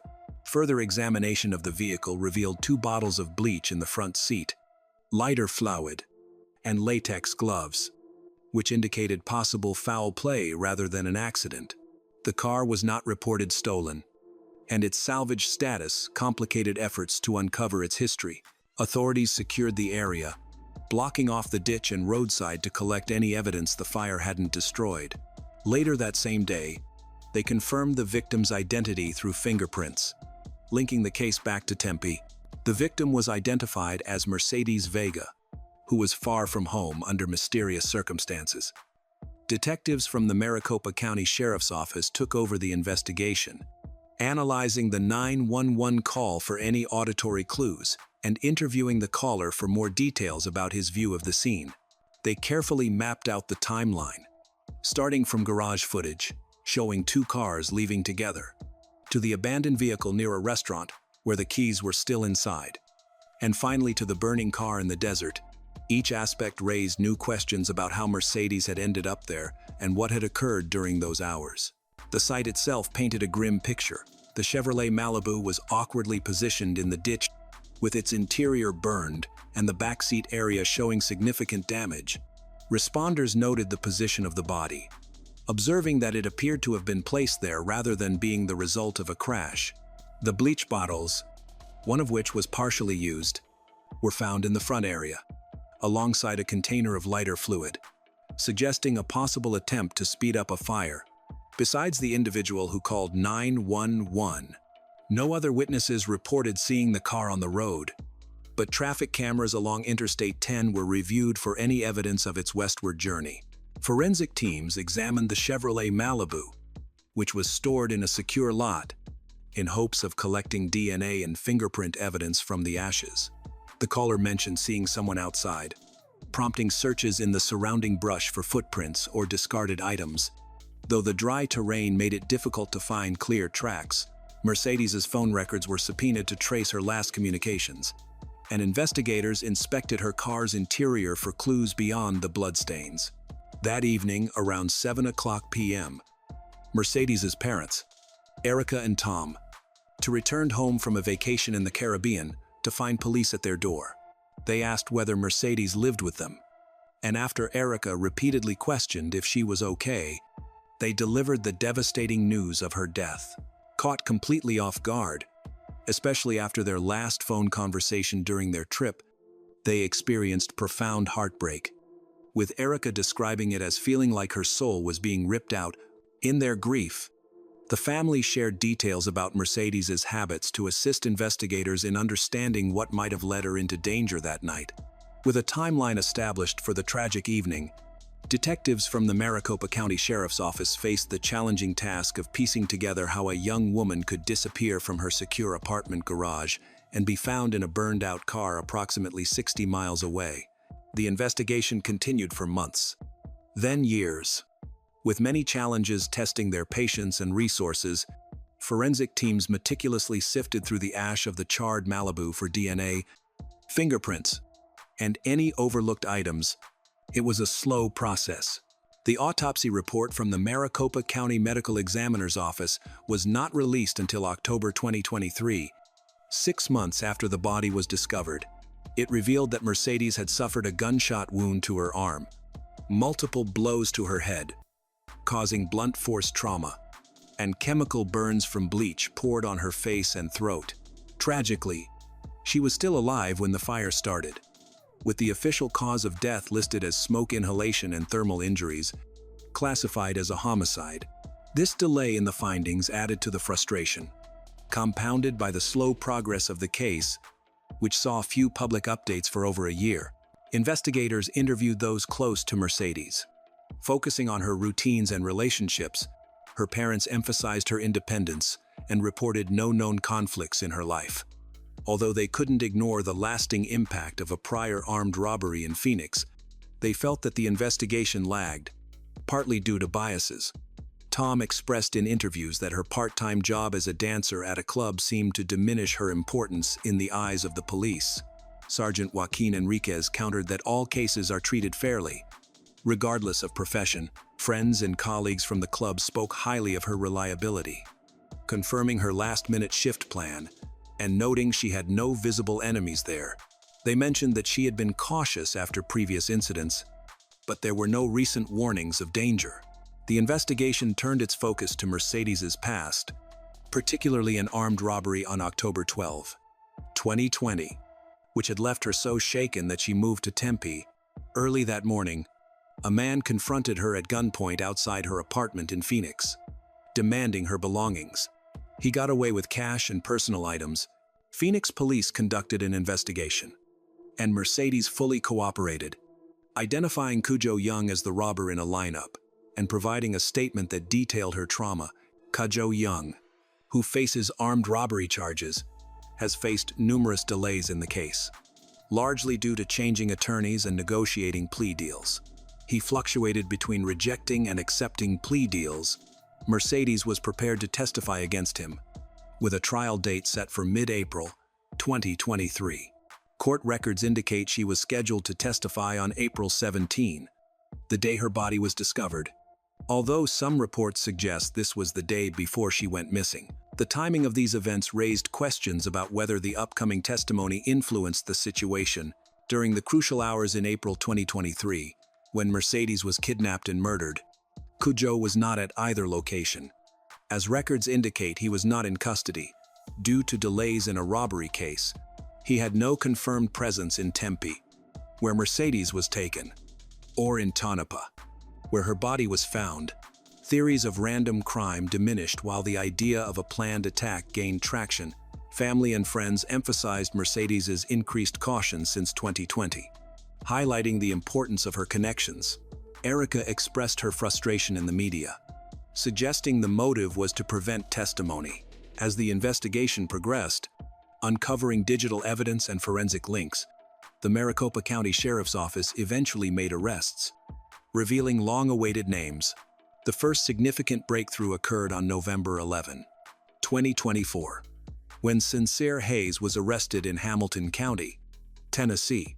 At that time, Sincere, a 22-year-old resident of Chattanooga, was already in custody for unrelated charges. Maricopa County Sheriff's Office detectives connected him to the case through a fingerprint that matched one found on a bloody plastic grocery bag in Mercedes's abandoned car, a match that had remained unresolved until his arrest in May 2024 added his prints to the database. After being extradited to Arizona later that month, Sincere had his first court appearance where he pleaded not guilty. The judge set a cash bond of $2 million. During questioning, he admitted to knowing Cudjoe Young from their hometown of Chattanooga and verified that he had traveled to Arizona for business. Though he refused to disclose details about it, Sincere had a history of legal issues that began at age 18, with his adult record starting in May 2021 in DeKalb County, Alabama, for possessing a stolen firearm and a banned substance, which led to an indictment in February 2022. This case was dismissed on April 10, 2023, just days before Mercedes's death, after he failed to attend his arraignment. Although the warrant was later lifted, in May 2024, Chattanooga police arrested Sincere again following a report of shots fired, discovering he had several weapons, one of which was stolen. After being released on a $5,000 bond, he was arrested weeks later by Hamilton County Sheriff's Office for DUI, speeding, and illegal possession of a firearm. The investigation expanded further in June 2025 when Jared DeMarcus Gray, a 25-year-old from Tennessee, was arrested in Catoosa County, Georgia. Jared's fingerprint was found on a plastic cup inside the burned Malibu, where Mercedes' body was located. He awaited extradition to Arizona while being held on unrelated charges, with prosecutors seeking a $2 million cash-only bond. In interviews, Jared claimed he was in Arizona for business, but denied knowing Sincere or Cudjoe, despite travel records showing he and Sincere flew together from Tennessee to Phoenix on March 3, 2023, and took a Greyhound bus back on April 18, the day after the fire. Although Jared's criminal history was less extensive than Sincere's, he was tied to the crime scene through DNA and cell phone data that matched Tonopah's route. On July 24, 2025, a grand jury in Maricopa County indicted Cudjoe Young, 29, who was already in custody on an unrelated warrant.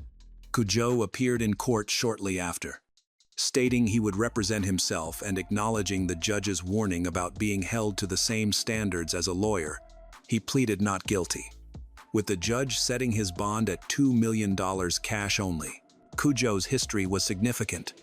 He was identified by Mercedes in a 2020 armed robbery where she had picked him from a lineup after being held at gunpoint outside her Phoenix apartment. This case faced numerous delays, often due to Cudjoe changing attorneys, causing frustration for her family. Additionally, Cudjoe was facing 10 counts in a separate investigation into banned substance trafficking, accused of running a nationwide operation involving illegal banned substances, money laundering, and conspiracy. All three men faced serious charges. Censeur was charged with first-degree murder, kidnapping, armed robbery, theft of a vehicle, arson, conspiracy to commit first-degree murder, conspiracy to commit kidnapping, and hindering prosecution. Prosecutors sought the death penalty for him, citing the brutality and depraved motive of the crime. Jared was charged with first-degree murder, kidnapping, armed robbery, and vehicle theft. Cudjoe faced charges for conspiracy to commit first-degree murder, conspiracy to commit kidnapping, first-degree murder, armed robbery, arson, and theft of transportation. The main motive in this case was to silence a witness. Investigators believe that Cudjoe planned this scheme to stop Mercedes from testifying against him in the 2020 robbery trial. Records indicate he paid for the flights of Censeur and Jared using a credit card, hired accomplices to retrieve the Malibu car under a false name, and contacted someone to collect a package near the site of a fire that night. This deliberate effort to eliminate her as a threat connected the three individuals, turning a past crime into a serious conspiracy. Censeur was the first to be arrested, and his case progressed steadily, although slowly. After being extradited and entering a not guilty plea in late 2024, prosecutors announced in May 2025 their intention to seek the death penalty if convicted. They cited the brutality of the crime and its goal of obstructing justice by silencing a witness. Censeur's lawyers pushed back during court meetings, arguing against the death penalty and questioning the strength of the forensic evidence, such as the fingerprint found on a grocery bag. They emphasized his youth and lack of prior violent offenses, portraying his involvement as minor rather than significant. A tentative trial date for Censeur was initially set for July 31, 2025, but court documents revealed it had been postponed due to ongoing evidence, review, and motions. With the next status hearing planned for later that year, Jared's case was delayed as he awaited extradition from Georgia after his arrest in June 2025, where he was held on a $2 million bond. His case revolves around fingerprints found on a plastic cup in the Malibu and matching DNA evidence. His defense indicated plans to challenge the integrity of the evidence, claiming possible contamination or errors in identification, and pointed out his limited criminal history as reason to doubt his leading role. The state requested fast extradition, arguing that the interconnected nature of the cases required them to proceed together in Maricopa County. Cudjoe's involvement complicated matters further because of his connection to the earlier robbery. He was indicted on July 24, 2025, facing the same main charges, with prosecutors claiming he was the mastermind behind the plot. He also used a credit card to book flights and directed others to obtain the Malibu under a fake name. Cudjoe pleaded not guilty during his murder arraignment on the 1st of August, alongside Censeur, and maintained his innocence while questioning the conspiracy claims in brief statements. For the Mercedes family, including Eric's and Tom Pillsbury, these developments elicited mixed feelings amid their deep sorrow. They regularly attended court hearings and voiced their frustrations about the system's failures to protect Mercedes like their daughter, who had moved after the robbery only to face further dangers. Erica described the waiting as torturous, stating in interviews that the family felt anxious while waiting for justice. The announcement of the death penalty brought them some relief, with Tom noting it lightened their burden and confirmed they weren't alone in their fight. However, the pain of their loss continued. They scattered Mercedes's ashes in Hawaii, her favorite place, and Alaska, honoring the locations that held significance for her. In the months that followed, the family dedicated their efforts to advocacy, determined to keep her memory alive. They collaborated with Silent Witness and engaged with the media to seek answers and justice. A GoFundMe page remains active to help cover their expenses and support their efforts.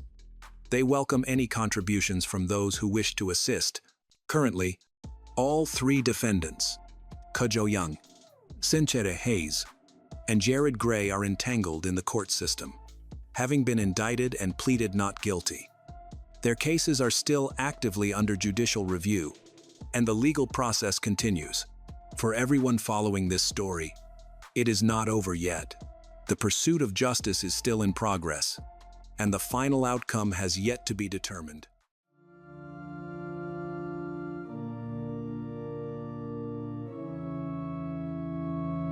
On the surface, Madeline Kingsbury's life seems perfect. A devoted mother to her two young children, a rising young professional with a promising career, and an image of stability that many admire. But sometimes, what shines brightest hides deep cracks. Behind her gentle smile and familiar routine, Madeline is battling a silent storm: fear, exhaustion, and a dangerous stress that comes from the man she once trusted most, the father of her children. On the morning of March 31, 2023, the storm is no longer metaphorical. It rages. Madeline disappears without a trace. Her phone is still on the table. Her wallet is intact. Her plans are unfinished. The most terrifying thing is that she never returned to pick up her child. A seemingly random disappearance quickly spirals out of control into a much darker tale. A tale of hidden secrets, lingering suspicions, and chilling truths. Come with us, as the truth about Madeline's disappearance is not only shocking and haunting, but also touches on the deepest fears of every family. What happened to Madeline in 2023 stunned the nation. But to fully understand the gravity of this tragedy, we need to go back in time, to look at the girl from the beginning, the life she built, the dream she held, and the quiet strength that shaped Madeline Kingsbury.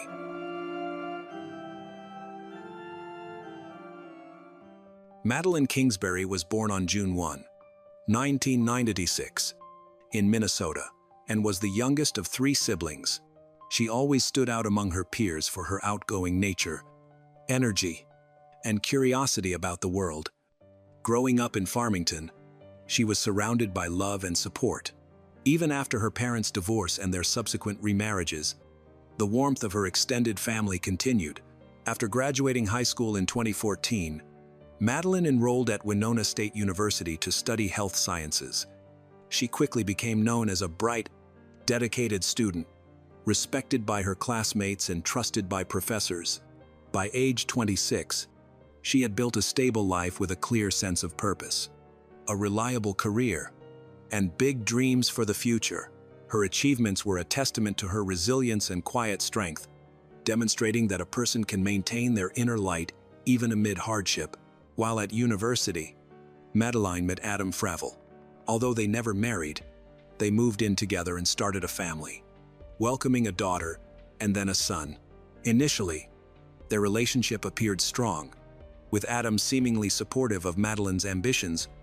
When their daughter was born, he paused his own work and education to help her complete her studies, which many interpreted as a commitment to their partnership. However, after their second child was born, things began to change. Tensions at home rose, causing Adam to lose his job. This meant that Madeline became the sole financial provider, working full-time as a clinical research coordinator at Mayo Clinic, while pursuing a master's degree at the University of Minnesota. She also took on the primary caregiver role for their 5-year-old daughter and 2-year-old son. Despite the increasing pressure, Madeline managed her responsibilities. Although her family noted that Adam was minimally involved in caring for the children, those close to her observed that every household duty, from childcare to daily tasks, fell solely on her. She often expressed feeling overwhelmed and isolated within her relationship. Adam's relatives acknowledged that he lacked initiative in their partnership and was unwilling to share responsibilities equally. As tensions escalated, Adam's behavior took a concerning turn. He became increasingly controlling, monitoring whom Madeline communicated with, asking to see her messages, and displaying jealousy when she interacted with other men. Over time, his behavior allegedly morphed into psychological manipulation and, as later revealed, physical aggression. These troubling incidents were kept hidden from public view. only known to Madeline's closest friends and family. Her loved ones remarked that she didn't initially understand the severity of her situation and was still hoping to maintain harmony for the sake of her children. Madeline attempted to negotiate a compromise with Adam, but then he crossed a serious boundary. He reportedly threatened her by referencing the high-profile case of Gabby Petito, allegedly saying that if she didn't start doing what he said, she would end up like Gabby. Friends and family who heard this warning urged Madeline to inform the authorities, but she hesitated. She feared that if Adam were arrested, it could emotionally harm their son and daughter. Despite the danger, she believed it was important for her children to maintain a relationship with him. She worried that police intervention might make the situation worse, so she did not report the threat, prioritizing connection with her children over personal safety. Madeline decided to separate from Adam for good. Just before she disappeared, she informed him that she no longer intended to move closer to his parents as they had planned. She realized it was better for the family to stay in Winona, near daycare, her job, and her support network. At that point, her relationship with Adam was effectively over, even though they still shared the same home. Despite the turmoil, Madeline worked to keep things normal and made future plans. She scheduled a meeting with her sister on the 1st of April to drop off her daughter, which was significant to her, and she intended to follow through. Those close to her later noted that when she was unwell or overwhelmed, Adam never helped. He often isolated himself in another room, ignoring their son's cries and the chaos around the house. He demonstrated a lack of interest in addressing their problems, avoided stable employment, and did not commit to unclear career plans. Adam remained in the home, relied on Madeline's income, and acted as if their situation hadn't changed. His indifference seemed deliberate rather than temporary. This growing emotional disconnect was a major factor in Madeline's decision to leave the relationship.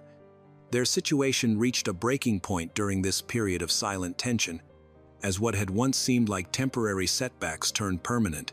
As their relationship further deteriorated, Adam's behavior became more controlling. His jealousy extended to constant intrusions into Madeline's personal life, as he insisted on seeing her text messages, particularly those involving other men.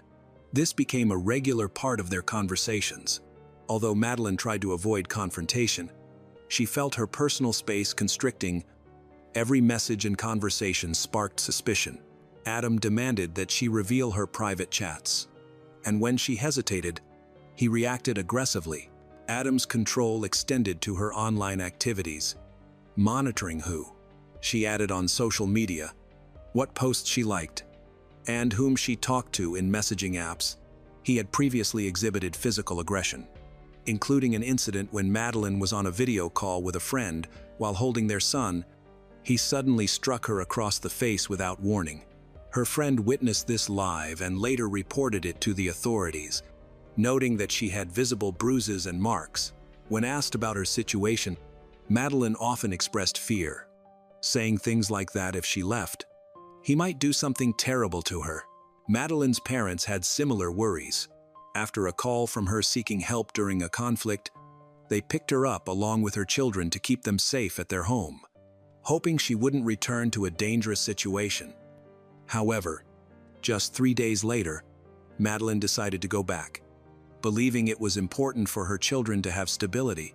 They were confused by the situation, and she wanted to maintain their sense of normalcy. The pressure of ensuring her safety and her children's made it challenging for her to make a final decision. Despite the advice of friends and family, she hesitated to act. While the situation worsened, Adam's control over her increased, making Madeline feel as though she was being watched even at home.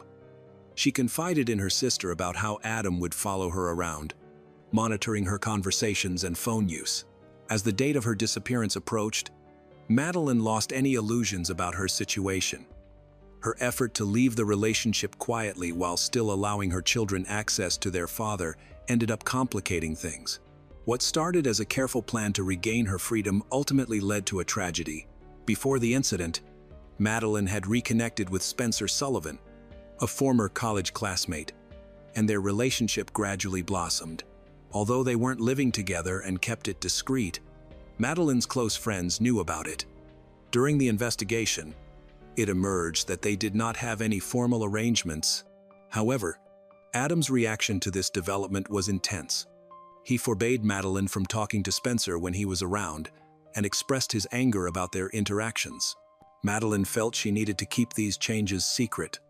As Adam perceived any independence as a threat, Madeline was very careful about sharing her plans to move, telling only a very trusted group of people. She even requested that her mother and sister not discuss it openly. Fearing that any slip could reach Adam, Spencer respected her decisions and, after Madeline's disappearance, fully cooperated with law enforcement, providing an alibi that was confirmed and showing no evidence of involvement in the incident. Nevertheless, the fact that he was part of Madeline's life intensified the tension at home, as Adam sensed he was losing control. By early spring 2023, Madeline had reached a pivotal moment. She felt ready to leave her past behind and start anew. While her loved ones were not surprised by her decision to leave Adam, she wanted to keep it private until the timing felt right. Her apprehension about Adam's reaction was not unfounded. She didn't trust him. This is why she kept her plans to leave tightly under wraps until the last moment. Her choice to leave quietly was the result of her prolonged internal battle. She was prepared for a fresh start and was on the verge of making it happen. On Friday morning, March 31, 2023, Madeline went about her daily routine. She dropped the children off at daycare with Adam. Surveillance cameras recorded them arriving at around 8 a.m. Taking the children inside and returning home, Adam said Madeline planned to work a little before heading to the office. He claimed he didn't see her again after that. The last confirmed contact from Madeline was a message to her sister Megan at 8:15 a.m., in which she made a lighthearted comment about a photo they had discussed the night before. After that, there was no further communication. No texts. No returned calls. This silence raised immediate concerns for their mother, Krista Hultgren. She attempted to call Madeline multiple times but received no answer. Growing apprehensive, she contacted Megan to see if she had heard from Madeline. Megan confirmed their brief exchange that morning, but mentioned she hadn't heard anything since. She began texting Madeline too, but received no response. In their family, it was unusual for anyone to go quiet without explanation, as Madeline was usually very attentive to her children and committed to staying in touch. Realizing the situation was serious, Megan knew she had to act quickly. Even though she was in another city and couldn't go to Madeline's house, she called Kate, a close friend of Madeline's who lived nearby, and asked her to check on Madeline. Kate agreed and went over. When she arrived, she saw Madeline's minivan parked in the garage, which worried her. Since the car was there but Madeline wasn't responding, it indicated something was wrong. Kate knocked on the door but received no reply. The lights were off inside, and there were no signs of activity. She tried calling Madeline several times, but there was still no response. This led Kate to quickly realize something was wrong. She contacted the Winona Police Department to request a welfare check. Kate explained Madeline's unavailability throughout the day and mentioned the ongoing tension with Adam. Around 8:20 p.m., an officer arrived at Madeline's home. The officer checked the outside, knocked on the door, and peered through the windows. The minivan remained parked, but nobody answered the door. There were no signs of forced entry or disturbances inside. The officer contacted both Madeline's family and Adam. Her partner, Adam, stated he hadn't seen Madeline since that morning and noted she missed picking up the kids from daycare. He picked them up himself and drove them to his parents' house in Mabel, about an hour away. He didn't seem overly worried and hadn't reported her as missing. Despite the circumstances, the police decided not to file a missing persons report immediately. According to local procedures, they needed to wait 24 hours from the last contact before officially opening a case. This decision left Madeline's family feeling frustrated and confused. They emphasized that her behavior was out of character and that something serious might be wrong. But no exceptions to protocol were made. The first night after Madeline went missing was filled with uncertainty for her family. They had no updates or confirmed clues about her whereabouts. Friends and coworkers were also unaware of her location, and her phone was silent. Attempts to call or track her activity were unsuccessful, leading to the unsettling conclusion that she had not simply stepped away, but had vanished without a trace. Once Madeleine was officially reported missing, the police began taking statements, quickly focusing on Adam Fravel. According to his account, on the morning of the 31st of March, after dropping off their children at daycare, he and Madeleine returned home. He claimed Madeleine stayed home for a work meeting while he began packing to move to his parents' house. He said that he planned to transport some boxes to Mabel and some other boxes to the storage room, and he had taken Madeleine's minivan, leaving his car for her. He said he left the house, stopped at a gas station, then returned to load more boxes before heading toward Mabel. During the trip, he realized he had packed boxes meant for storage by mistake. So he turned around and headed back to Winona. He claimed he was on the road from about 10:30 a.m. to noon. When he got home, he stated that his car was still in the driveway, but Madeleine was missing, which didn't overly concern him since he assumed she had gone to work. Later, he picked up the kids from daycare and went to his parents' house to spend the day. Investigators began reviewing surveillance footage from the neighborhood, and even at this early stage, inconsistencies in Adam's story emerged. A camera from a nearby house recorded him at 9:44 a.m., walking up to Madeleine's minivan and removing its license plate. A few minutes later, he put a different plate on it. By 9:55 a.m., he got into the minivan, and at exactly 10 o'clock a.m., it drove out of the driveway. At 10:02 a.m., the van was captured on camera at a nearby gas station. After that, it was seen at various points along Highway 43 heading south toward Mabel. However, contrary to Adam's claims, no cameras in Mabel recorded the van's arrival. Following a long period with no surveillance sightings, the van reappeared in footage around 1:28 p.m. back in Winona.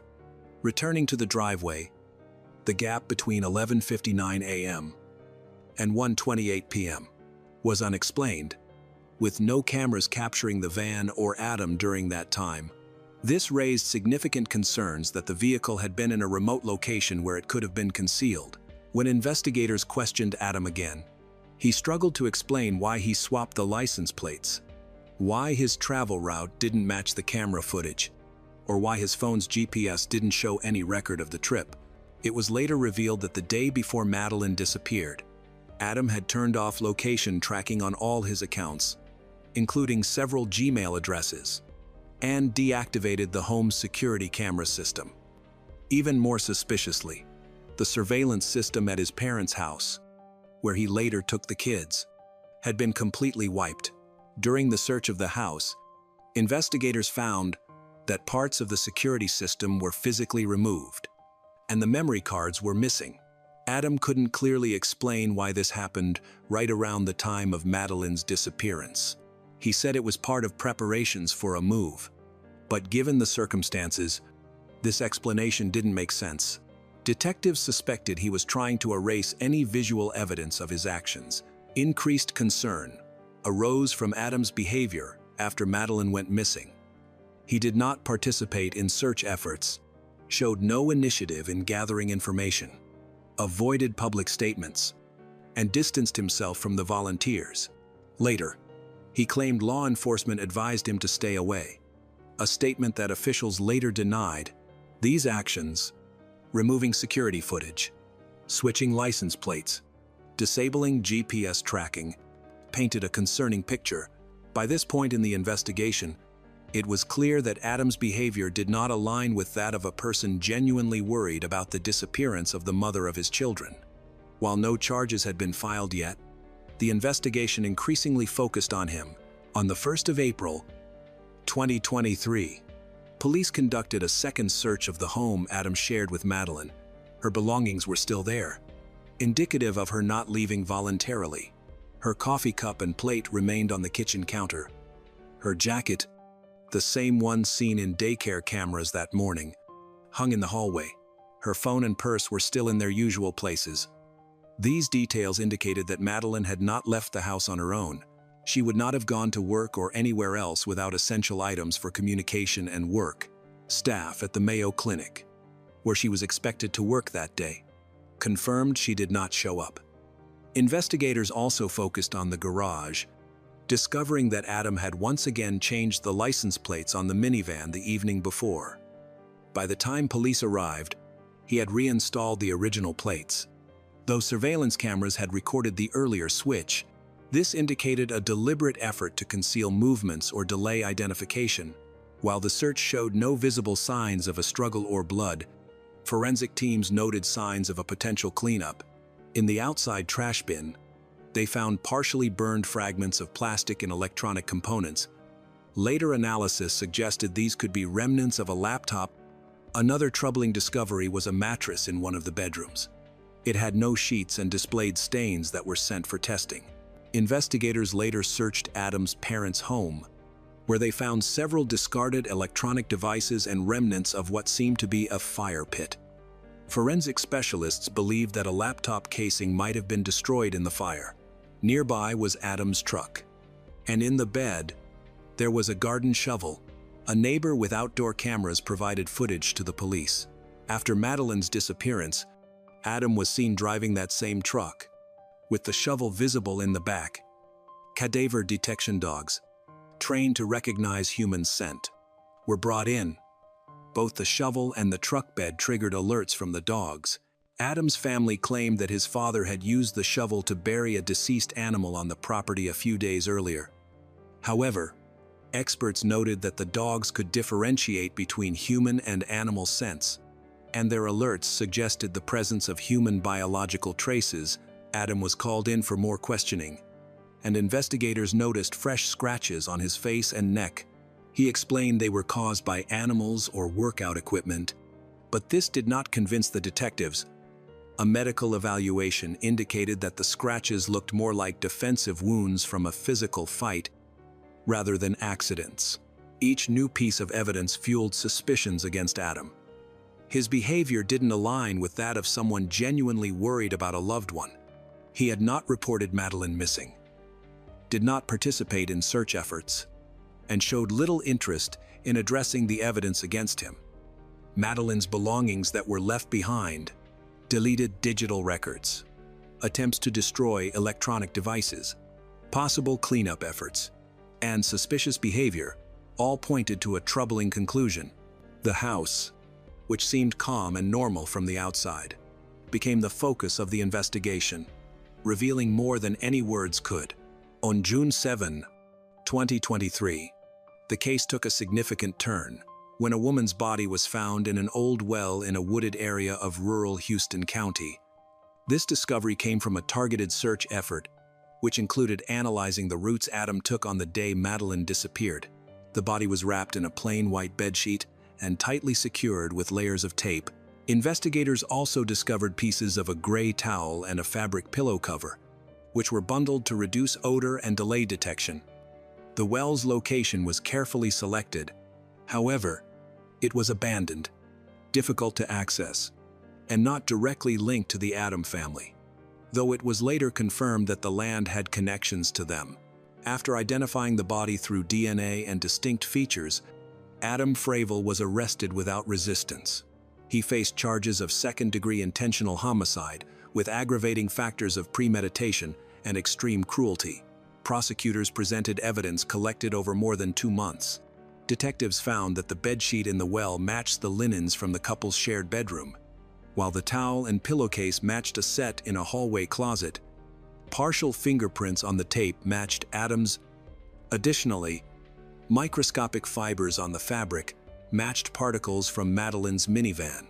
Investigators suggested the crime was motivated by a need for control.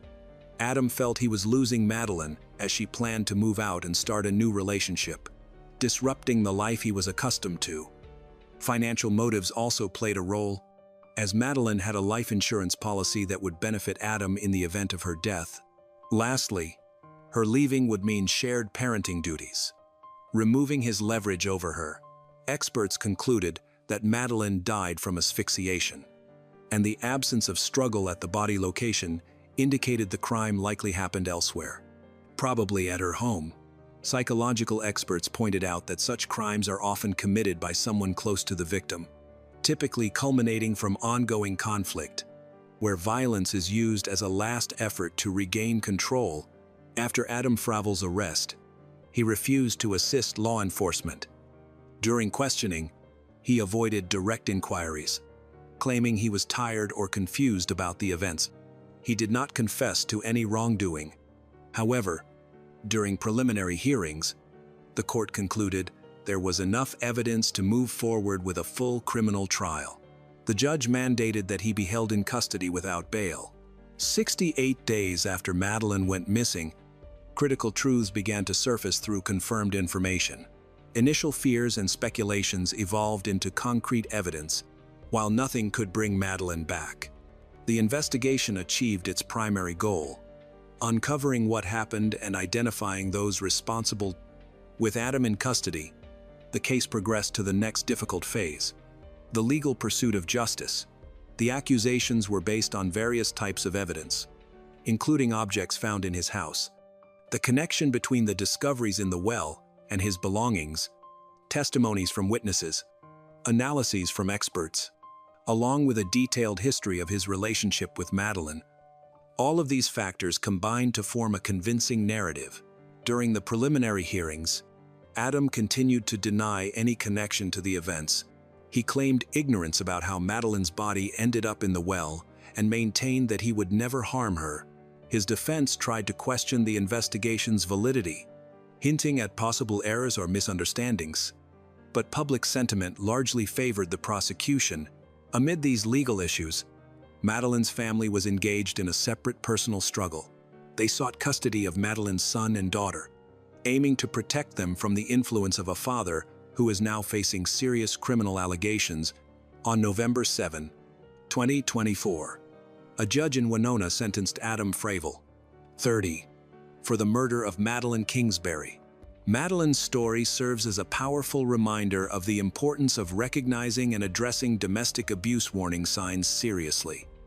In Minnesota and beyond, people mobilized for change, starting foundations and holding demonstrations to prevent similar tragedies from occurring. In life, finding a true friend is like grabbing a lifeline, someone who stands by you through every storm, who protects your secrets, and who becomes your family when your own flesh and blood turn away. But what happens when that bond, the very trust that once saved you, transforms into the sharpest betrayal imaginable? Tonight's story isn't just about friendship, it's about a loyalty so twisted it became lethal, a trust so broken it ended in horror. At the center of the story is Misty Mayo, a young mother who thought she had found a sister in Christine Smith. However, she was faced with an unimaginable betrayal, and it ultimately cost her her life. Stay with us, because what you're about to hear is not just a crime. It's a chilling reminder that sometimes the person you trust the most can be the one who destroys you. Springtown, Texas, is a small town known for its peaceful lifestyle, and it is where Christine Smith grew up as the middle child in a family of 5. Her childhood was carefree until tragedy struck when her father died when she was just 10 years old. This loss deeply affected Christine, especially since she had always been close to her father. After some time, her mother started dating another man, and they quickly got married. She struggled to accept her stepfather, feeling that he could never replace her dad. As she entered her teenage years, her relationship with her mother also became strained. By the age of 14, she was acting out, feeling increasingly isolated and unsupported. She craved understanding and connection. Misty Mayo grew up in Fort Worth, Texas, not far from Springtown. As a child, she liked the city. Unaware of its dangers, her protective family kept a close watch on her. But crime was prevalent in Fort Worth, influencing some of her siblings' lives. This challenging environment has shaped her strong and fearless personality. She was known for speaking her mind, often appearing rude to strangers but being genuine and brave. While Christine came from a large family, Misty's was even bigger, with 7 children in total. Being one of the youngest, Misty had to assert herself to be heard, which helped her build confidence.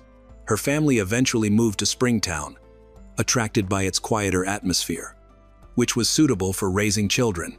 Misty adapted quickly to her new town and started attending high school, where she met Christine, who was a year younger. Despite being different, they became fast friends, spending all their free time together. Christine was calm and reserved, while Misty was bold and somewhat aggressive. However, their shared interests in music and fashion helped them bond, even dressing alike at times. As Christine's struggles with her stepfather intensified in high school, she decided to run away from home in early 1999. She confided in Misty, who supported her. They skipped school to plan their escape, but Misty's brothers found them and brought them back home.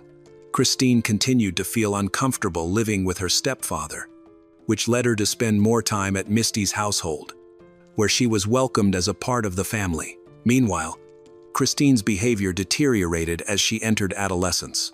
She began dating a boy whom her family disapproved of, particularly due to his race. They believed she was trying to provoke them.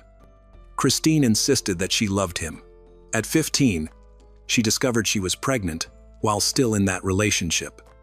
When her family found out, they were furious, especially when she refused to have an abortion.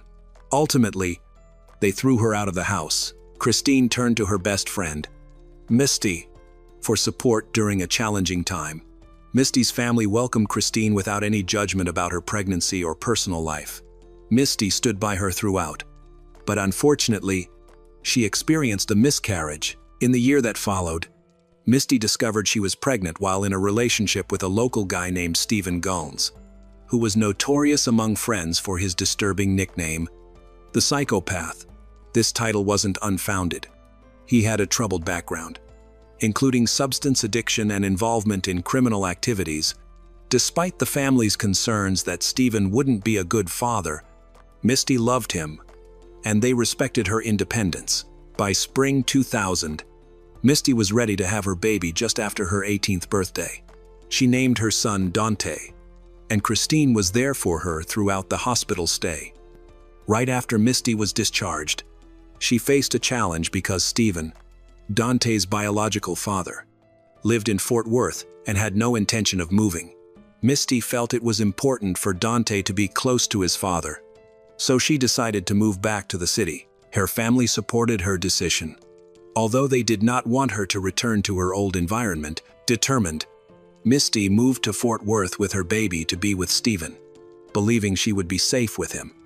Despite his drug addiction, Stephen made an effort to shield Misty and their baby from harmful influences, genuinely concerned about their well-being. While he was connected to gangs, Misty was focused solely on motherhood and was trying to find a job despite her incomplete education. Misty was not surprised when Christine wanted to move to Fort Worth with her. Christine was willing to drop out of school to find a job to help support her family. Misty, feeling lost without her best friend in Springtown, agreed, and they decided to live together with Dante. After moving in, Misty quickly found a job, which made her life easier. Stephen was inconsistent in his presence, sometimes staying with them when he had nowhere else to go. Christine and Misty enjoyed their time together, with Christine helping care for Dante, reducing the need for a babysitter. Their friendship deepened, resembling that of sisters. As time passed, they settled into their new life in Fort Worth and made many friends. Christine hoped to find a nice guy and start a family like Misty did. In April 2000, she began dating a man named Robert Ramon Fuller. On December 5, 2000, Robert and his friend Jamian Demon Nickerson came over to spend time with Christine, bringing along a girl named Edwana Barrow Williams. Though Misty was fine with their gathering, she chose to step away and spend time in another room with her boyfriend and son. Jamian and Robert visited to drink and chat, but were secretly planning to rob the nearby tire shop. Christine agreed to join them, but only as a lookout for police or passers-by. She wouldn't participate in the theft itself. While Jamian and Robert smashed the shop's display case and entered, Christine and Edwana stayed in the alley, keeping watch from a distance. Within minutes, Jamian and Robert stole computers, discs, and tires from the shop. They needed to hide the stolen items before selling them, so they returned to the apartment together. Meanwhile, Misty is sleeping in another room with Stephen and her son, completely unaware of the robbery taking place just outside. Once back at the apartment, the group excitedly stored their stolen loot and threw a loud party to celebrate.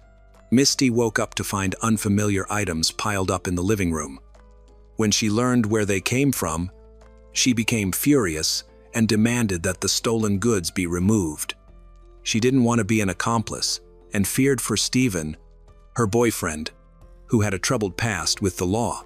They agreed to remove the items. Misty returned to bed, while Stephen stayed to help move the stolen goods. Unfortunately, despite Misty and Stephen's concerns, not everything was taken away. Stephen helped transport some of the items to Robert's car, but insisted on removing the rest. The group, however, had nowhere to store the items. They persuaded Stephen to let them keep the stolen goods in the apartment temporarily until they could sell them. The next morning, Misty saw the stolen items again and was angry. Although Stephen calmed her down, she was upset to learn that Christine was involved in the robbery. Misty couldn't understand how her calm friend could participate in something so wrong and just wanted everything to be resolved quickly. She was aware that using her apartment as a storage space for stolen goods could lead to severe consequences.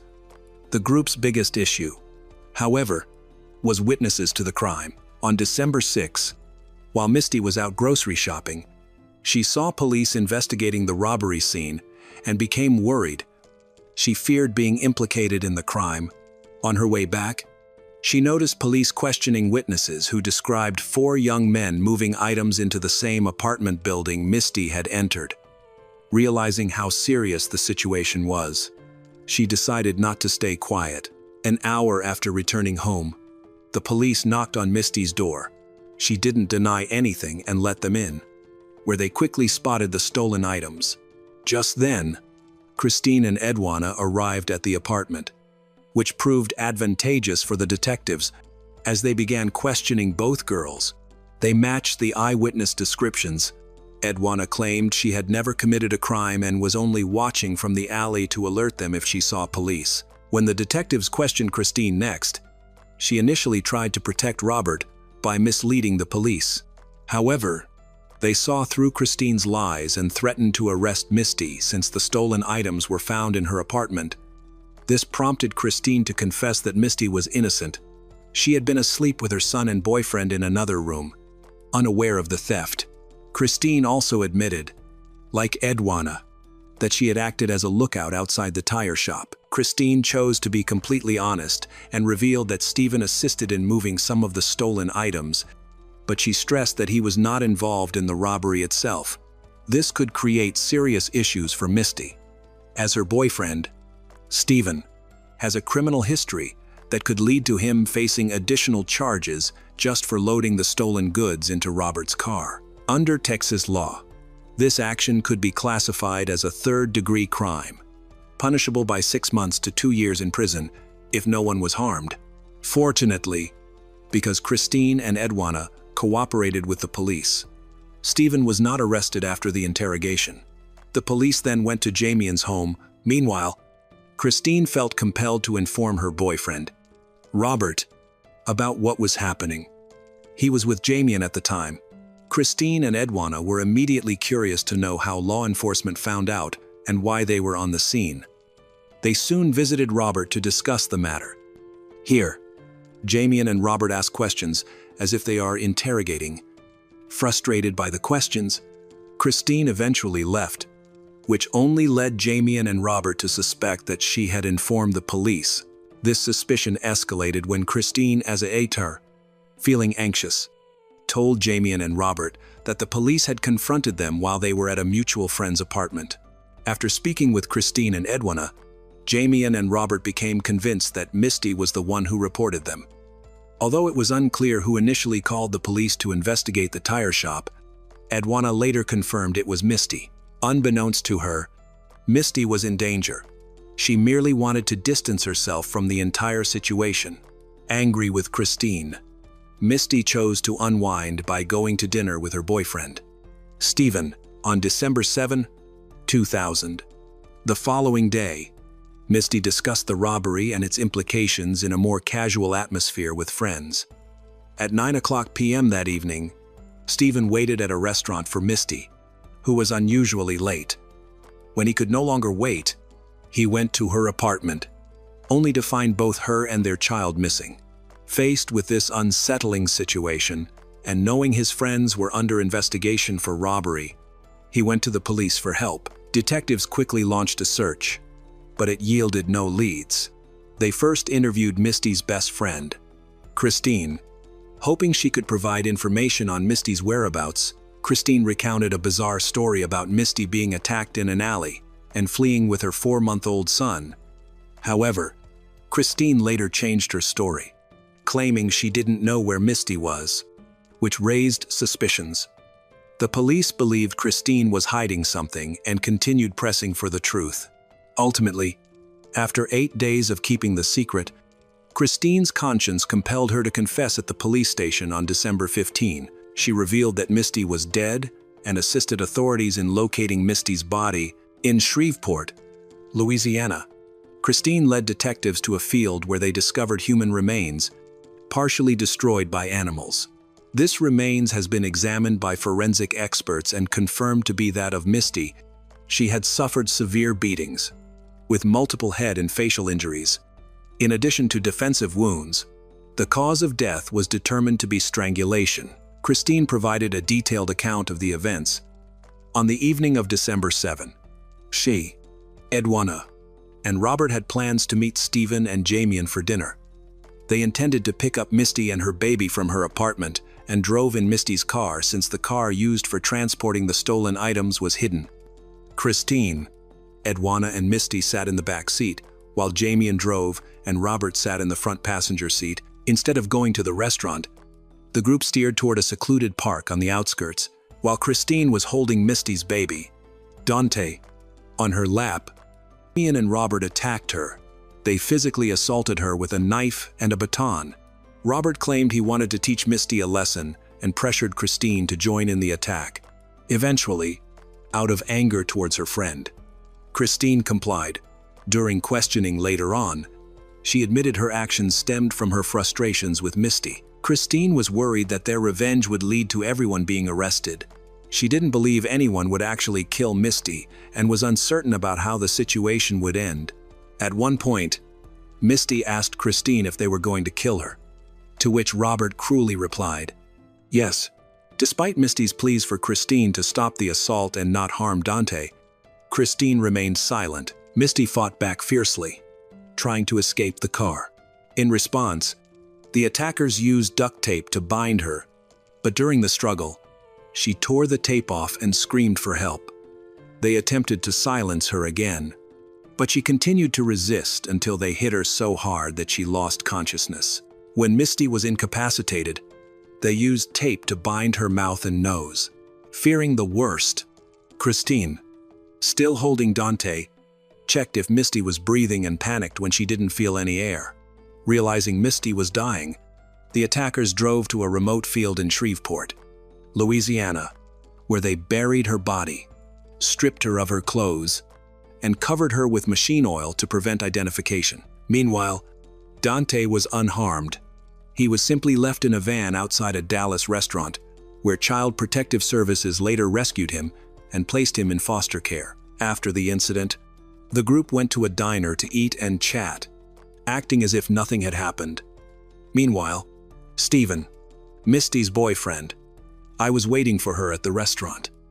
When she didn't arrive, he informed her family, and together they began searching for her before contacting the police. During this time, Christine exhibited unusual behavior but continued making up stories out of fear for her own safety. During her interrogation, Christine provided details about the crime, the motives, and the identities of the other conspirators. She admitted her role in the conspiracy, hoping for some recognition for ensuring Dante's safety at Misty's request, but instead felt overwhelming guilt for not helping Misty, who had always supported her. After the trial, Christine was sentenced to life in prison. She expressed remorse and sought forgiveness from Misty's family during the trial, but her efforts were met with rejection. She was viewed as a traitor. Misty had helped her through difficult times, yet she did not attempt to save Misty when it mattered. All the co-conspirators were arrested, and subsequent trials resulted in life sentences for Jamian Demon Nickerson and Robert Ramon Fuller, while Edwana Barrow Williams received a lesser sentence of 30 years for unclear reasons. Since her imprisonment, Christine has filed several appeals for parole, all of which have been denied. Nevertheless, she continues to seek a lighter sentence and has spoken to journalists about her remorse, claiming she would do anything to reverse the events. In one interview, she mentioned that Misty visited her in a dream and expressed forgiveness for her.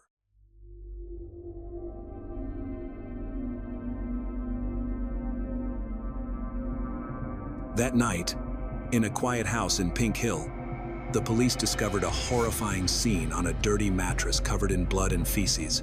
A woman lay shivering, half naked, her whole body covered in wounds.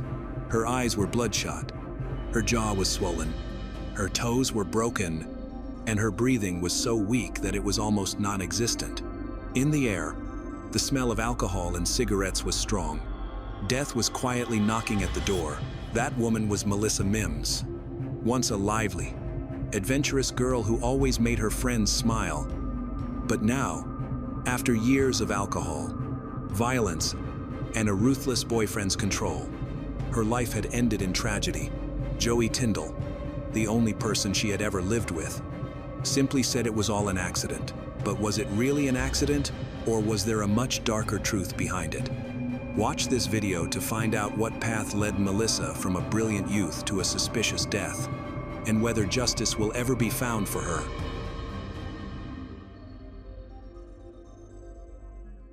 Melissa Mims was born in Houston, Texas, to parents Michael and Marion. She has 3 siblings, a brother named Michael Jr., and 2 sisters, Maria and Michelle. Growing up, Melissa was known for her adventurous nature and her desire to try new things, which often landed her in trouble but also made her the life of the party. As an adult, Melissa moved from Texas to Jacksonville, North Carolina. There, she met a man who eventually became her husband, and she became Melissa Platt.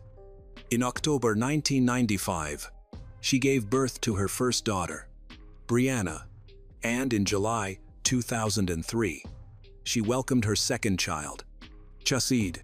Unfortunately, her marriage ended in divorce in 2005, which brought on many challenges as she struggled to adapt to her new situation. In 2004, Melissa got into legal trouble for writing bad checks and was convicted in 2005 and placed on probation.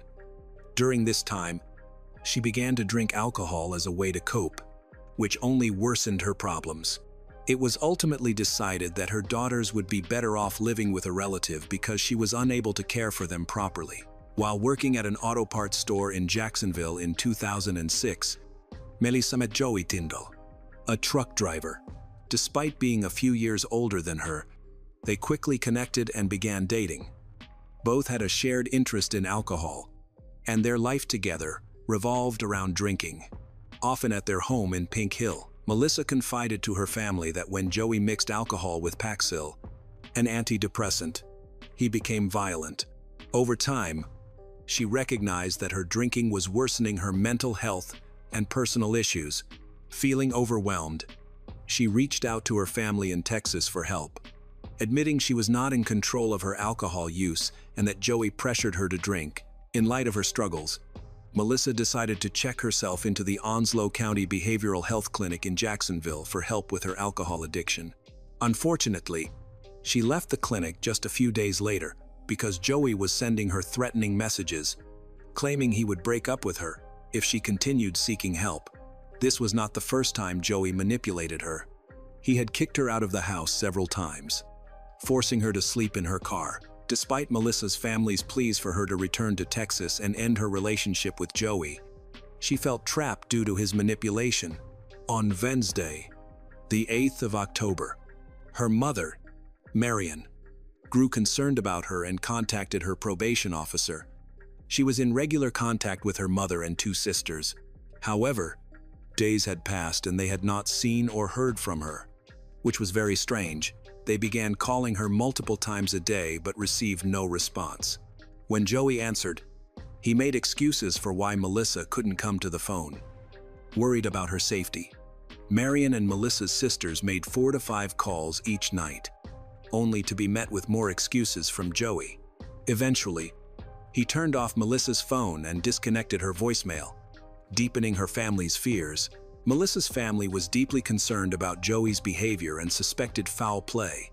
After Marion contacted Melissa's probation officer, he decided to drive to Joey and Melissa's home in Pink Hill, North Carolina, to ensure that Melissa was safe and out of trouble.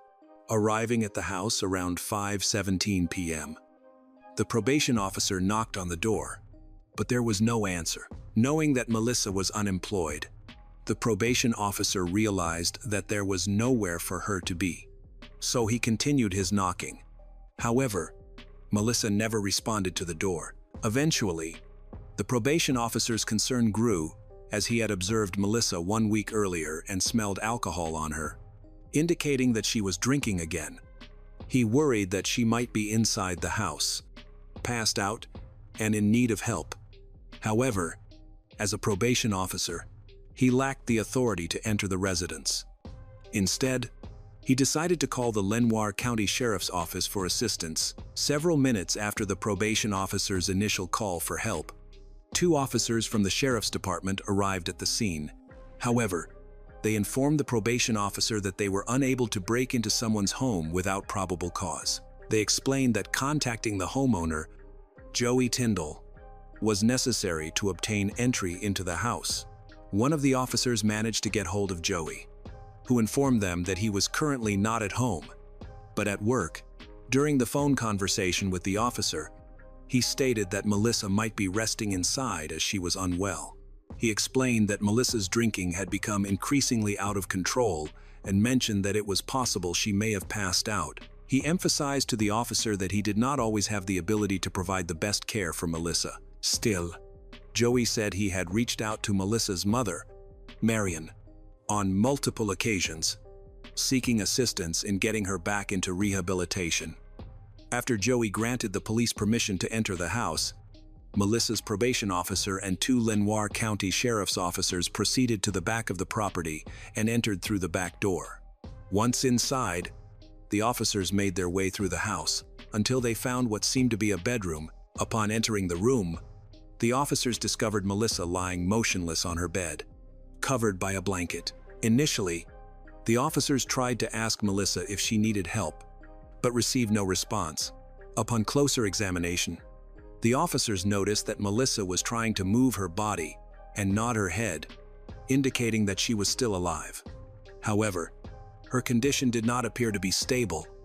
Recognizing the gravity of the situation, the officers promptly called for an ambulance to be sent to Melissa in Joey's home. As the officers waited for the ambulance to arrive, they carefully examined the bedroom she was in. One particular detail caught their attention. The bed that Melissa was lying on had no sheets, and she was wrapped in a blanket that covered only the top half of her body. The officers noticed that Melissa was nude from the waist down, with only a shirt on. However, it was evident that the shirt was merely draped over her, exposing her head and one arm. The officers observed Melissa shaking uncontrollably. In an effort to provide some modesty and cover her to keep warm, the officers attempted to shield Melissa while they waited for their medical backup to arrive. During this time, they discovered numerous bruises on her body, each in varying stages of healing. While some bruises appeared fresh, others appeared older, indicating various instances of abuse. One of the items the officers noticed in Melissa's room was a table with 2 cups containing straws. Upon closer inspection, the officers discovered that the cups were filled with alcohol. This discovery shocked the officers, as they had anticipated finding water or juice in Melissa's condition. The smell of alcohol in the cups raised suspicions and prompted further investigation. With their suspicions heightened due to the presence of bruises on Melissa's body, the officers decided to approach her to inquire about any potential abuse. Despite her immense pain, Melissa shook her head, no, in response to their question.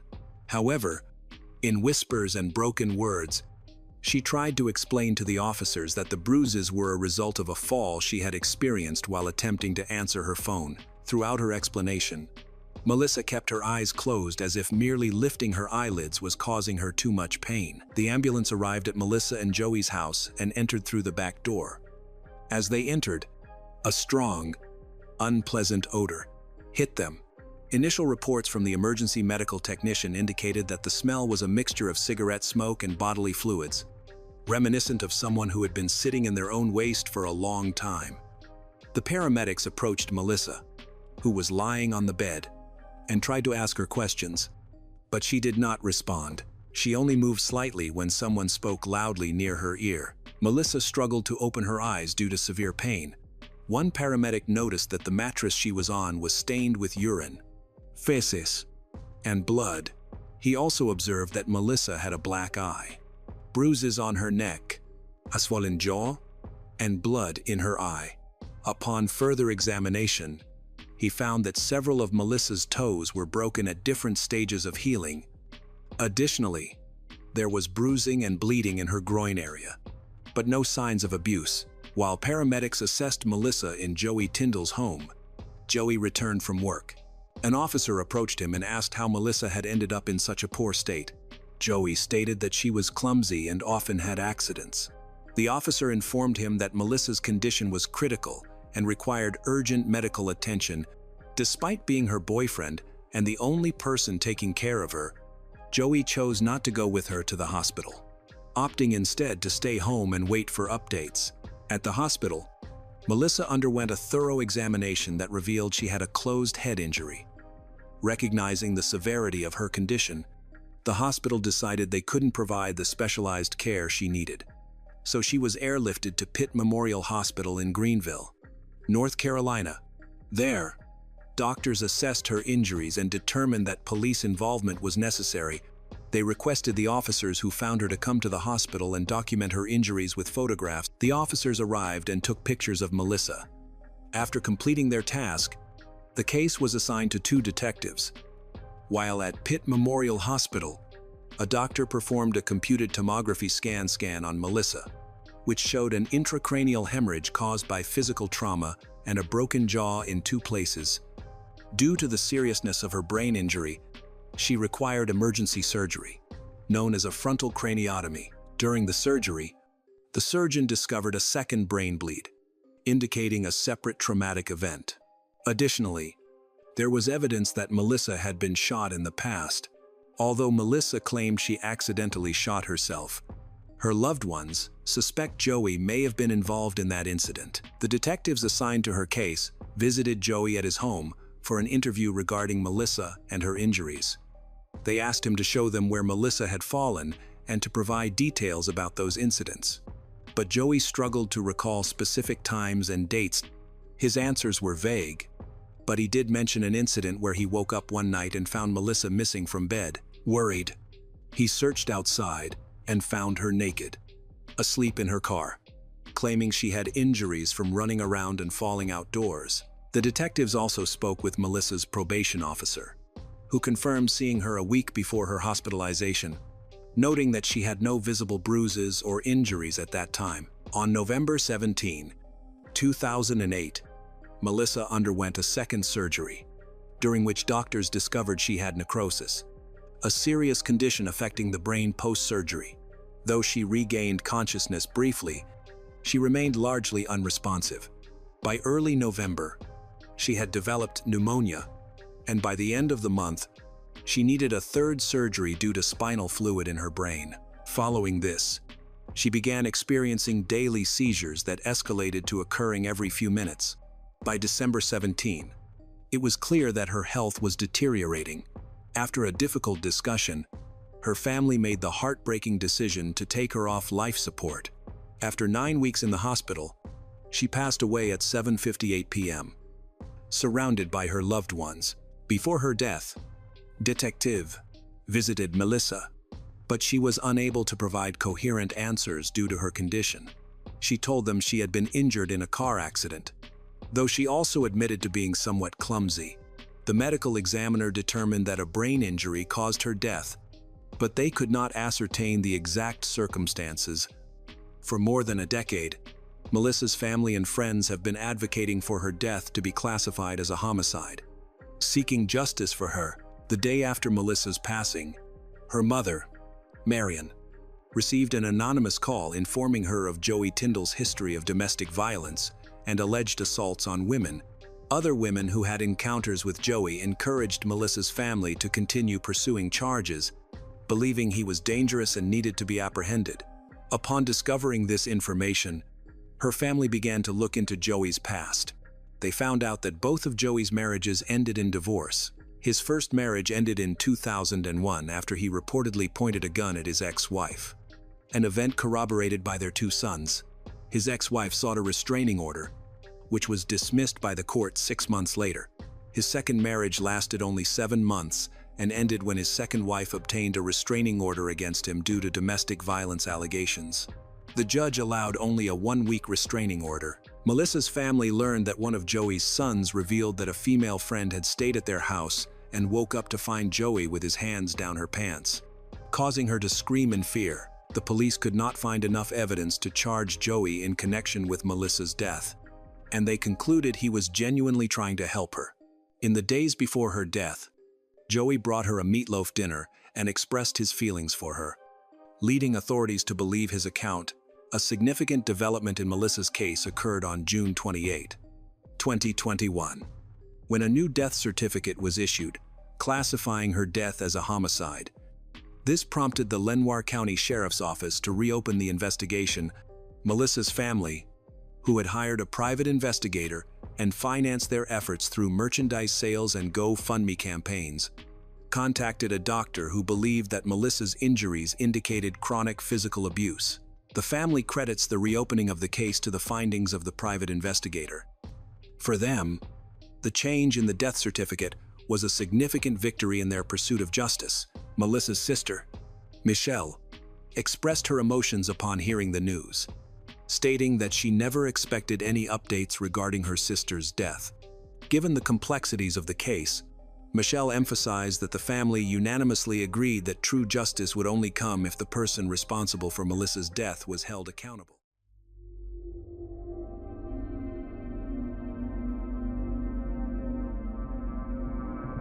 She was once a shining example of positivity, a young woman whose vibrant energy uplifted everyone around her.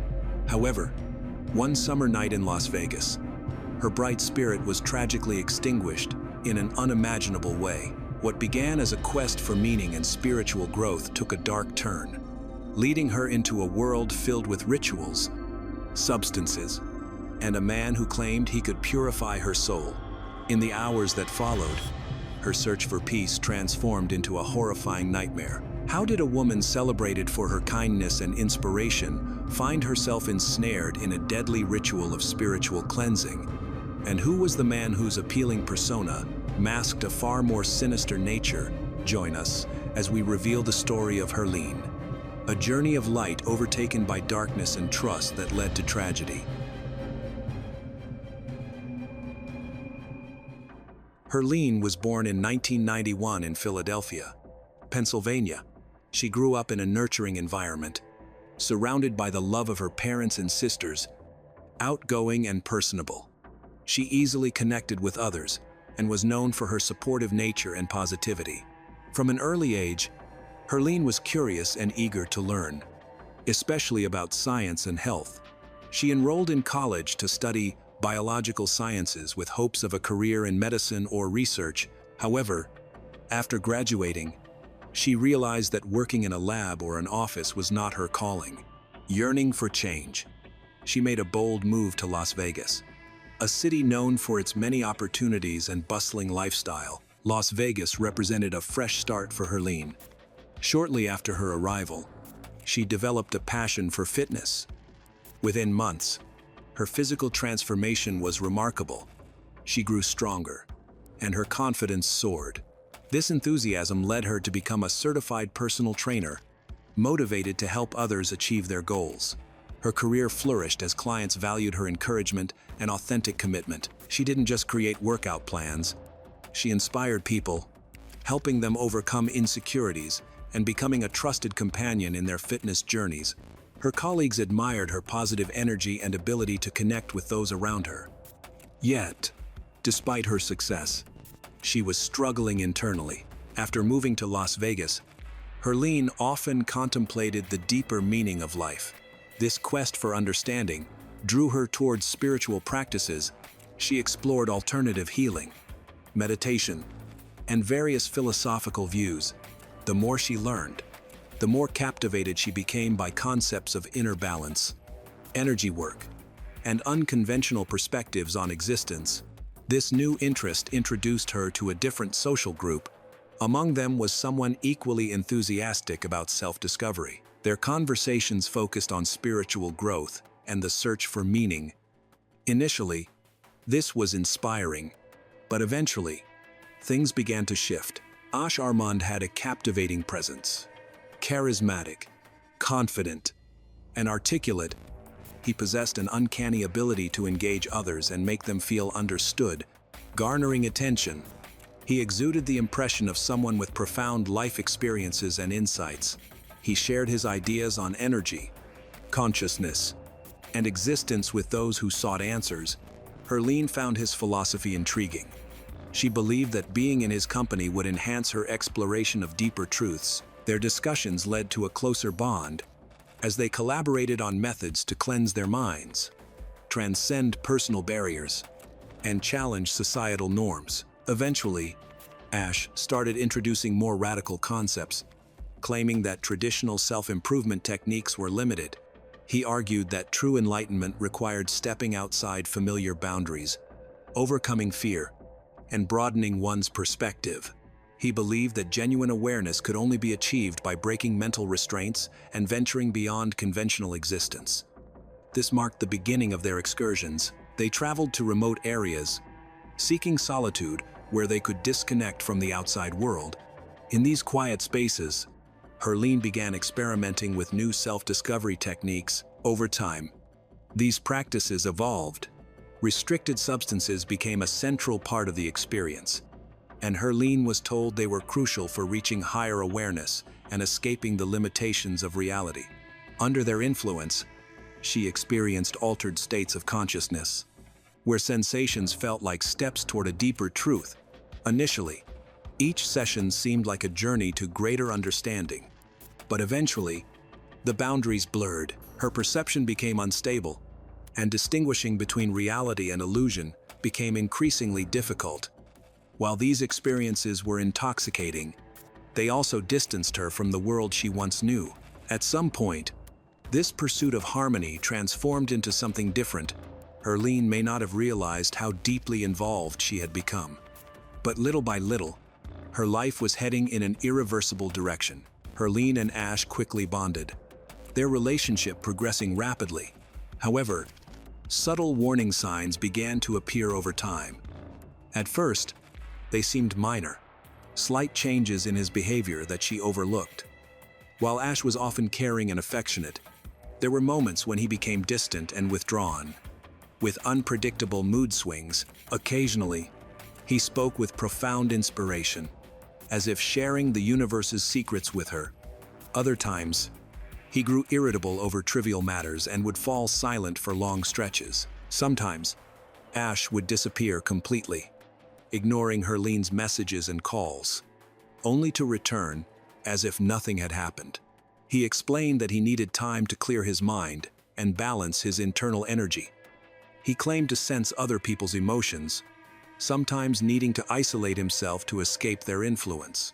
Herlene tried to be understanding, but these absences left her feeling uneasy. Ash increasingly insisted that she needed to change her perspective, letting go of traditional beliefs. He argued that logic restricted people from unlocking their true potential, and urged her to trust her intuition and inner voice. As time passed, Ash's discussions became stranger. He spoke of higher beings and individuals connected to dark energy that hindered personal evolution. One unsettling claim was that something within Herlene needed purification, Ash insisted he could sense an imbalance in her energy field, which he claimed hindered her full awareness and true harmony. Ash's behavior became more erratic. Some days, he would say he could see her future or read her thoughts. Other days, he would express agitation, insisting she trust only him. These mood swings intensified. One day, he acted as an inspiring mentor. The next, he was withdrawn, irritable, and suspicious. He introduced the idea of rituals, claiming that ancient methods could remove internal barriers and lead to enlightenment. He asserted these special ceremonies were essential for truly comprehending life. Initially, Herlene viewed this merely as another philosophical idea, but gradually Ash encouraged her to participate in these practices.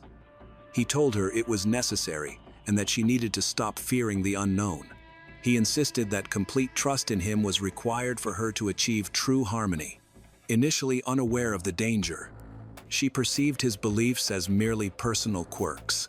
However, it became clear over time that his views were influencing his behavior and impacting their relationship. He increasingly demanded that she trust him entirely, listen only to him, and never question his methods. On the evening of July 15, 2020, Herlene and Ash were in his apartment in Las Vegas. They had planned to spend the evening on a spiritual cleansing session. Conversations about reaching higher states of consciousness had been ongoing. And now, according to Ash, the time had come to eliminate all inner barriers. As part of their preparation, Ash insisted on using restricted substances, believing that only under their influence could one achieve clarity and connect with true reality. Although Herlene was hesitant at first, she eventually agreed. It wasn't her first experience with these substances, but this time felt different. The dosage was higher than usual. Within minutes, Herlene began to have intense hallucinations. The space around her warped, familiar objects distorted, and sounds came in unsettling waves. Her grip on reality was slipping. As these effects increased, Ash became more agitated. He spoke quickly, claiming he could see beyond the physical world and was uncovering deeper truths.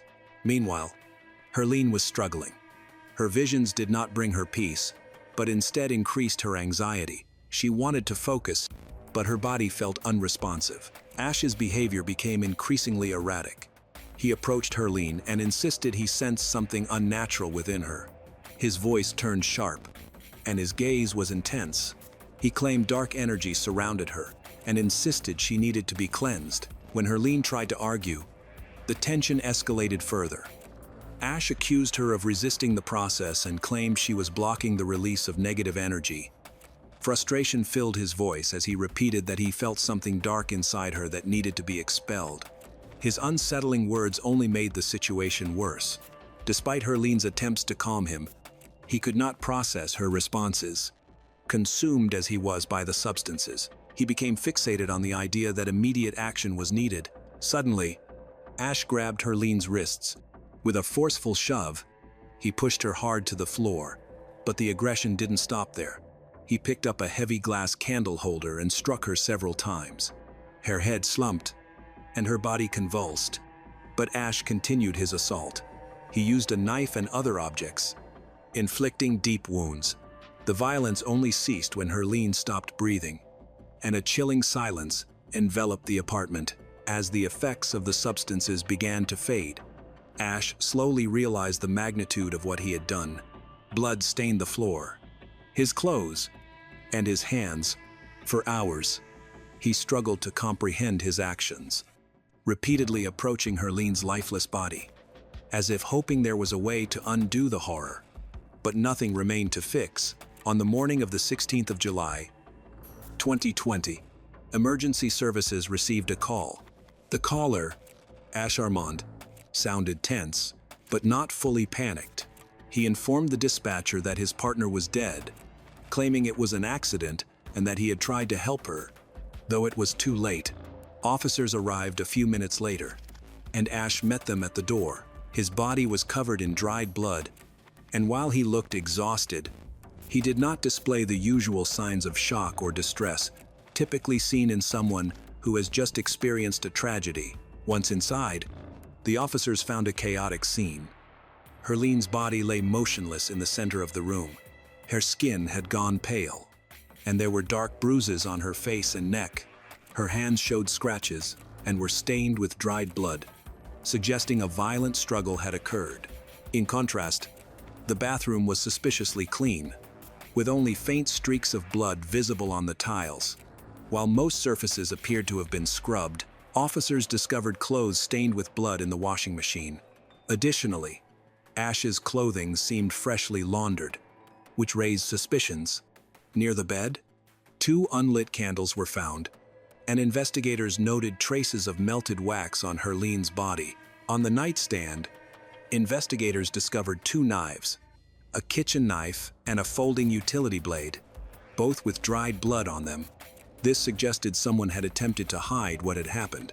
A suitcase near the entrance revealed personal items, cash, and documents, indicating Ash might have been getting ready to leave the scene but either changed his mind or ran out of time.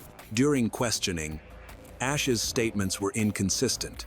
He claimed to have no memory of the events, but then said Herlene attacked him first, and he acted in self-defense. However, he had no visible injuries or signs of a struggle to support his claims. Ash's demeanor during the investigation was notable.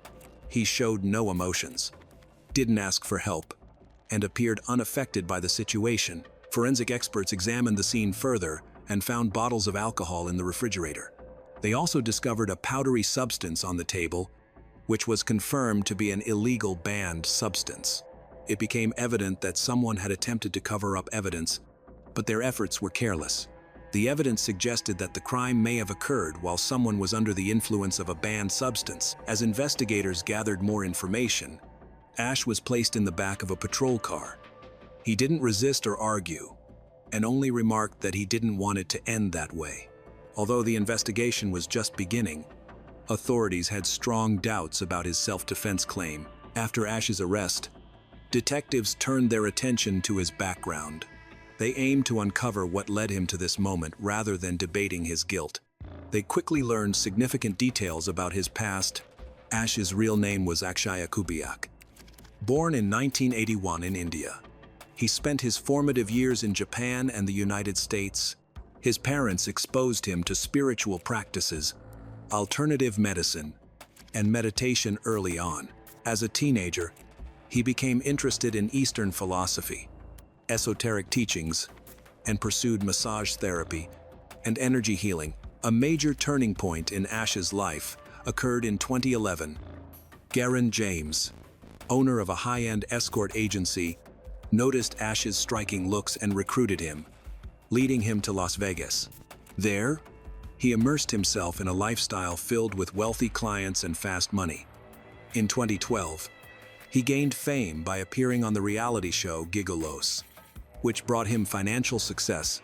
However, this fame came with its own pressures. The need to remain in the spotlight, coupled with rivalry in the industry, led Ash to seek ways to uphold his image as a desirable man. He began using steroids to improve his physique, eventually progressing to stronger substances, resulting in a dependence on both the drugs and external validation. His aggressive behavior escalated, leading to several altercations in Las Vegas clubs and a driving under the influence arrest. After Gigolos ended in 2016, Ash's popularity waned. His income shrank as attempts to stay relevant in the entertainment industry failed. By 2020, after spending his earnings on a lavish lifestyle of cars and parties, he found himself in a tough situation. No longer a beloved public figure, he was living in a rented apartment, making money through occasional meetings with fans who paid for his company. By the time he met Herlene, his life was already in turmoil. Searching for meaning, he became drawn to spiritual practices and mysticism, convinced he could reshape reality. However, influenced by banned substances, these beliefs morphed into an obsession. Ash's relationship with Herlene became a way for him to regain power. He viewed her not just as a partner, but someone he could control. Over time, his confidence developed into a belief that he held sway over her thoughts and destiny. On the night of the incident, Ash's mind, damaged by years of substance abuse and delusion, Finally broke, investigators gradually pieced together his story, revealing that this crime was not a random act. It was the result of a long, troubling path he had been on for years. The trial started in 2021, with prosecutors charging Ash with first-degree intentional harm. They argued that Herleen had suffered a brutal attack and that Ash's self-defense claim was inconsistent with the evidence. The defense contended that Ash was temporarily mentally unstable, asserting that substance use and emotional distress had caused him to lose control. Ash maintained that he loved Herleen and would never intentionally hurt her. Public opinion was split. Some condemned the brutality of the crime and called for the maximum sentence, while others, including fans of the show Gigolos, supported Ash, viewing him as a victim of circumstances. Many of these supporters shared messages online and formed groups to raise funds for his legal defense. In contrast, Herleen's family tirelessly sought justice. Her parents and sisters spoke in interviews, describing her as kind and vibrant, and emphasized that nothing could lessen Ash's responsibility for his actions. In December 2021, the court found Ash Armand guilty and sentenced him to 20 years in prison. He could apply for parole after serving 8 years. Herleen's family was disappointed by the ruling, believing the punishment was too lenient given the crime's severity. However, the court considered the defense's arguments about Ash's mental state at the time of the incident, which influenced the outcome. Under the sentence, Ash will remain in prison until 2041, with the possibility of early release in 2029, though it is uncertain whether he will receive parole. There are still unresolved questions about the case. What was happening in Ash's mind that night? Was it solely due to substances? Or did he have intent? Why did he try to hide what happened before calling the police? Does he truly understand the extent of his guilt? Although the investigation is complete and the sentence has been passed, discussions about the case continue. Even years later, it remains a controversial topic, with opinions divided between those who view him as a criminal and those who see him as struggling with his own demons.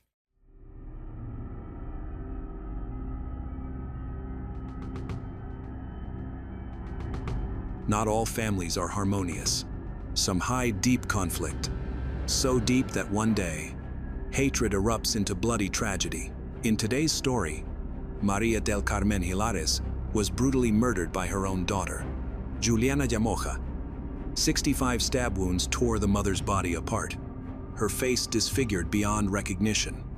A horrific scene that made even seasoned police officers shudder. But what's more shocking, Juliana didn't serve a life sentence, nor décadas behind bars. In just a few years, the girl walked free, even appearing on television, smiling at the camera. How could such a terrible crime end like that? And what secrets lie behind Peru's most controversial sentence? To uncover why a daughter could turn against her own mother, we must go back to where it all began. A family that looked perfect from the outside, but was slowly being torn apart from within.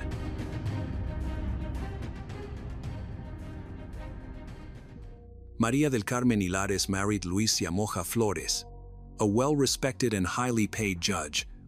Maria works as a secretary at the military prosecutor's office, helping her family live a comfortable life. Their relationship developed quickly, and they decided to get married, later having 3 children, a daughter named Juliana and 2 sons. Juliana was her father's favorite. She was spoiled and always sought to please him. For nearly 20 years, the family enjoyed a seemingly perfect life in San Juan de Miraflores, Lima, Peru. Her father, Luis, was very proud of his daughter's creativity and love of art. By age 13, she was writing poetry and winning competitions, continuing her success as she pursued a law degree at the University of the Sacred Heart, aspiring to become a judge like her father. In contrast, Juliana's younger brothers were closer to their mother, Maria, which created tension in the household, especially between her and her mother. As Juliana matured, their relationship soured, with frequent arguments over everything from her clothing choices to her social circle. Maria suspected that Juliana had stolen her money and jewelry. Juliana's younger brother, Luis Llamoja Hilares, supported the accusation, as he was well aware of her misdeeds, which included stealing a classmate's bank card. Maria felt angry with her husband, Luis, for spoiling Juliana, making her dependent and not respecting basic rules. On the contrary, Juliana often belittled her mother by reminding her of her lack of higher education and professional status. Although Maria sought support from Luis, he consistently sided with their daughter, which created a tense atmosphere. Neighbors noticed the tense atmosphere between mother and daughter due to the constant quarrels, and they saw that Juliana changed when interacting with others, becoming happier. This dynamic was exacerbated by Luis's neglect of Maria, as he prioritized his relationship with Juliana, often treating her like a romantic partner. During family outings, Luis would take Juliana in the front seat while Maria was relegated to the back, reinforcing the emotional distance between them. As a result, Maria grew closer to her sons, who struggled to comprehend Juliana's behavior, which seemed aimed at provoking their mother. On Saturday, March 26, 2005, a troubling situation arose in their family home. Luis was away from home for a few days because he was on a business trip to Argentina with his youngest son. This left Maria, Juliana, and her younger brother Hilaris at home. During the first days of their father's absence, Juliana stole jewelry from her mother's closet and spent the night out. When she returned, she was wearing her mother's jewelry, which angered her mother, but the yelling had little effect on her. Later that evening, Juliana ran away to be with friends and returned home drunk after midnight, banging on the door and claiming she had lost her keys. Hilaris, awakened by her noise, suspected she was trying to annoy their mother on purpose. Juliana ignored her mother's rules, insisting she was 18 and could do what she pleased. The following morning, she acted as if nothing was wrong. When she asked for pocket money, her mother, Maria, gave it to her without hesitation. Shortly after, Maria received a call from her husband and reported that things were going well. Maria seemed unfazed by the ongoing family drama and didn't recognize the unusual behavior from Juliana. She believed her daughter was attending school and taking money for transportation and lunch. However, Hilaris knew she didn't have classes that day. When he pointed this out, Maria realized Juliana had tricked her again for cash, which frustrated her. On March 28, 2005, Hilaris and Maria woke up early. Hilaris had just graduated high school and was preparing for university, so they decided to go shopping for supplies. At the store, Maria discovered her bank card was missing from her bag. Assuming she left it at home, she arranged to pick up their items the next day. As they leave the supermarket, Maria warns Hilaris that if Juliana steals the card, she will suffer the consequences. Around 2:30 p.m., Hilaris asked for permission to go skateboarding with friends and left, hugging his mother goodbye, unaware it would be their last goodbye. When he returned later that evening, he found only Juliana at home. She seemed nervous, and Hilaris noticed she was drinking a large glass of soda. Despite her recent focus on healthy eating, Hilaris changed his clothes and left again, thinking that his mother, Maria, might be out shopping. When he returned around 11 o'clock p.m., he found the front door locked. This struck him as odd. After knocking for over 5 minutes, Juliana finally let him in, wrapped in a towel as if she had just showered. When Hilaris asked her what was going on, she ignored him and left the room. Hilaris went into the kitchen to look for his mother but couldn't find her. After searching the rooms and calling his mother but no one answered, he went to the guest bathroom and found the door locked. The light was off, and knocking received no answer. Concerned, he looked through a small viewing window and was horrified to see what appeared to be a body on the floor. Panicking, he called for Juliana and asked who was inside the bathroom. She feigned surprise and claimed not to know who was there. Unable to open the door himself, Hilaris called a neighbor and the police. Together, they forced the door open to find Maria lying face down in a pool of blood, with broken glasses and a knife handle nearby. The scene resembled a brutal murder. Maria bled to death without any assistance. Despite the distressing circumstances, Juliana remained composed and said nothing. Hilares realized that she was the last person who saw their mother alive. During questioning, Juliana calmly recounted that after returning home from a walk, she and her mother argued again. Overwhelmed, Maria grabbed a knife and pointed it at Juliana's own neck. In response, Juliana picked up another kitchen knife, leading to a struggle during which her mother was killed. A forensic examination revealed that Maria had suffered 65 stab wounds, mostly shallow, with the fatal injury to her neck severing an artery. She bled to death within minutes, and no one attempted to help her. Juliana claimed the injury was self-inflicted during the fight, calling it an accident, but her story raised suspicions from the start. Maria had numerous injuries to her arms, shoulders, chest, back, and head, with her face requiring 300 stitches before burial. In contrast, Juliana only had minor scratches and a few bruises, casting doubt on her claim of self-defense and suggesting that she might have been the aggressor. The next day, when police re-interviewed Juliana, she changed her statement, admitting to striking first, but still framing it as self-defense. The conflict began when Maria returned home to find Juliana playing loud music while trying on new clothes. An argument ensued in which Maria yelled at Juliana, even throwing a vase at her. Juliana responded by shouting back, and during the altercation, Maria accused her daughter of trying to poison her. Juliana explained that she had discovered some packages in the kitchen, mistakenly believing they contained harmless substances, not rat poison. When Hilares returned home, he found Juliana mixing soda with the poison. She claimed it was just an experiment.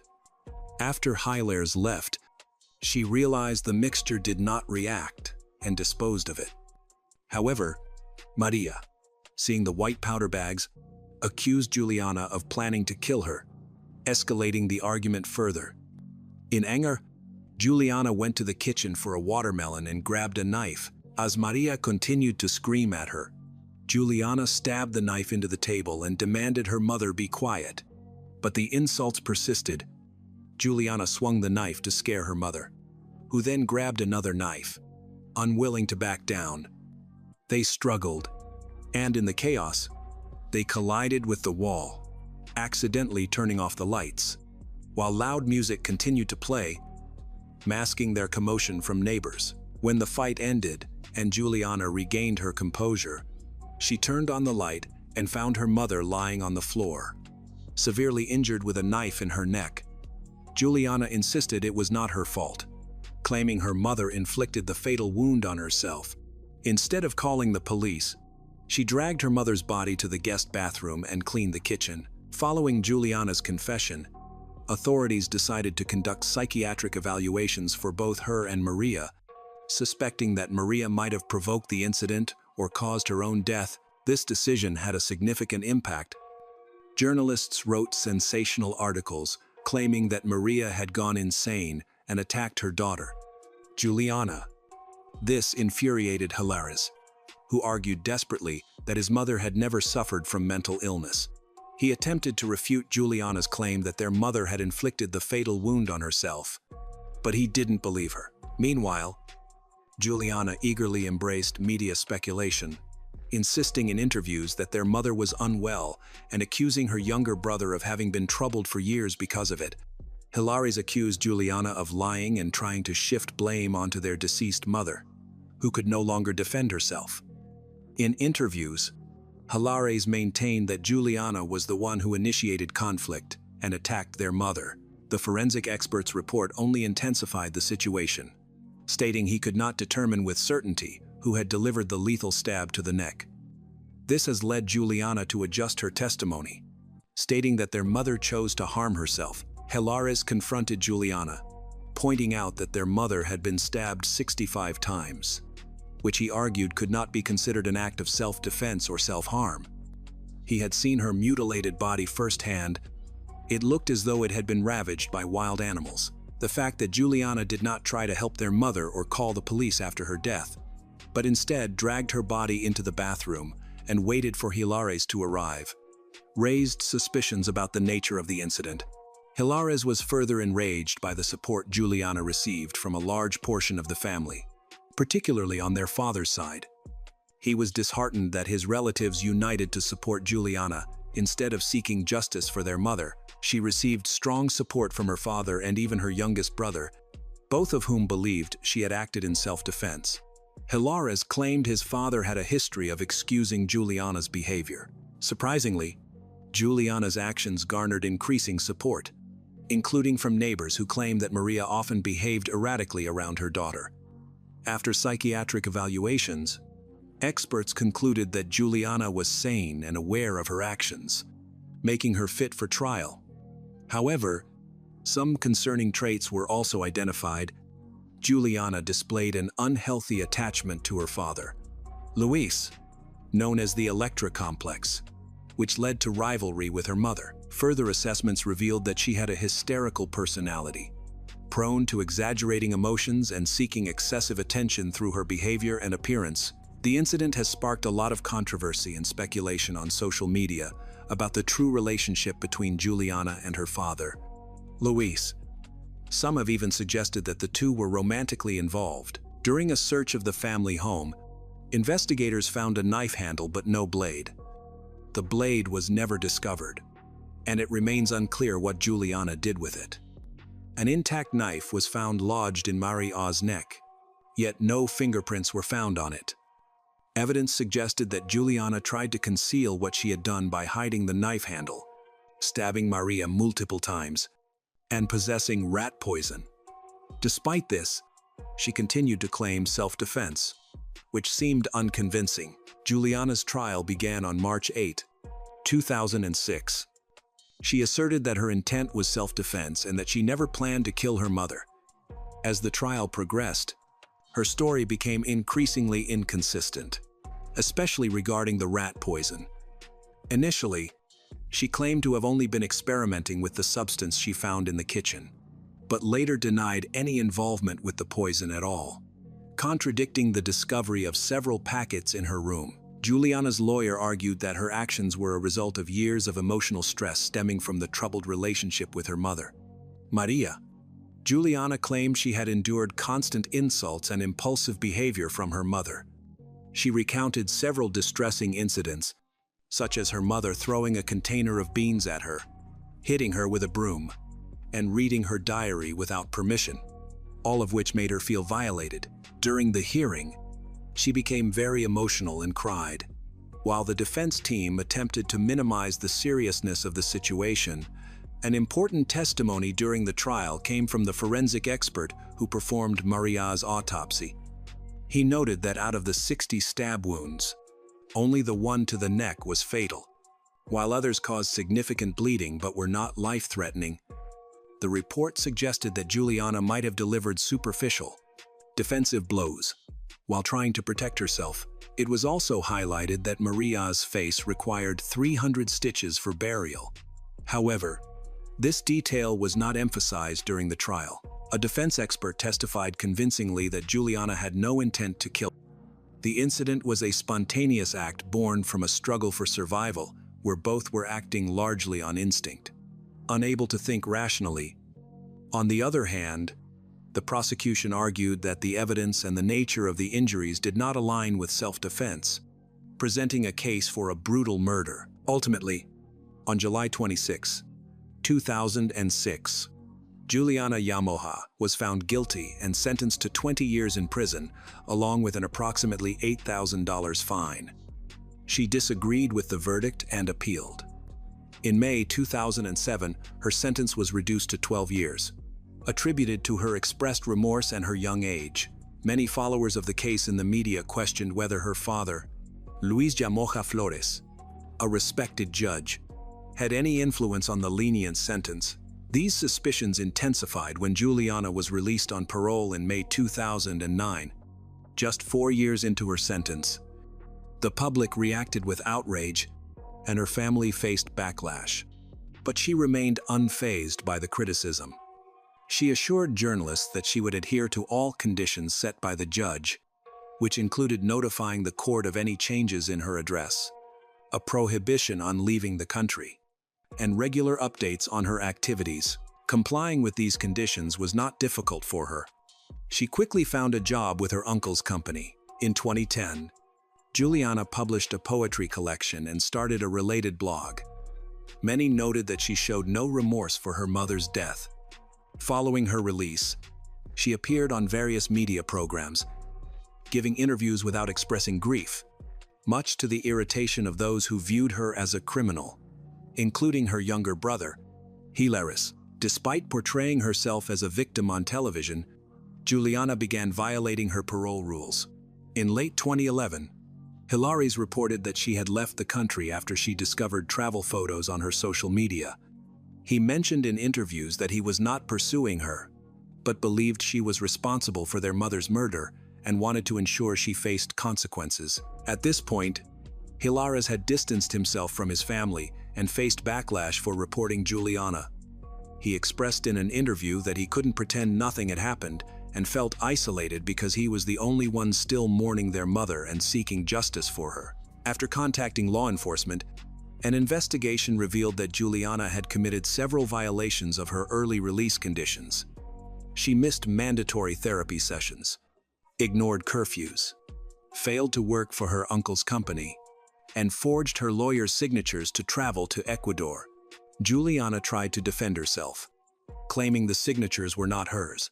Due to her continued violations, law enforcement took notice again. An arrest warrant was issued in January 2012, and due to her cumulative violations, she faced at least 8 more years in prison. When police attempted to arrest her, she was missing, leading to speculation that she had escaped. Weeks went by with no sign of her.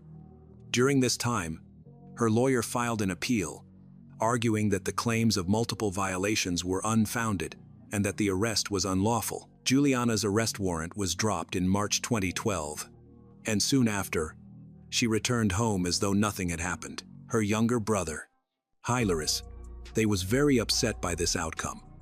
He was aware that the judge who lifted the arrest warrant was a close friend of their father. At this time, Juliana only maintained a good relationship with her youngest brother. She completed the remainder of her sentence in freedom. Hilaris earned a degree in communications, speaks 3 languages, and has traveled to over 80 countries as a public relations specialist for government agencies. While he has partially reconnected with his family, their dynamics have changed permanently.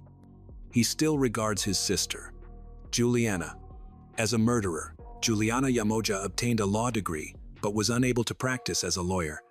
Her legal journey ended in Europe.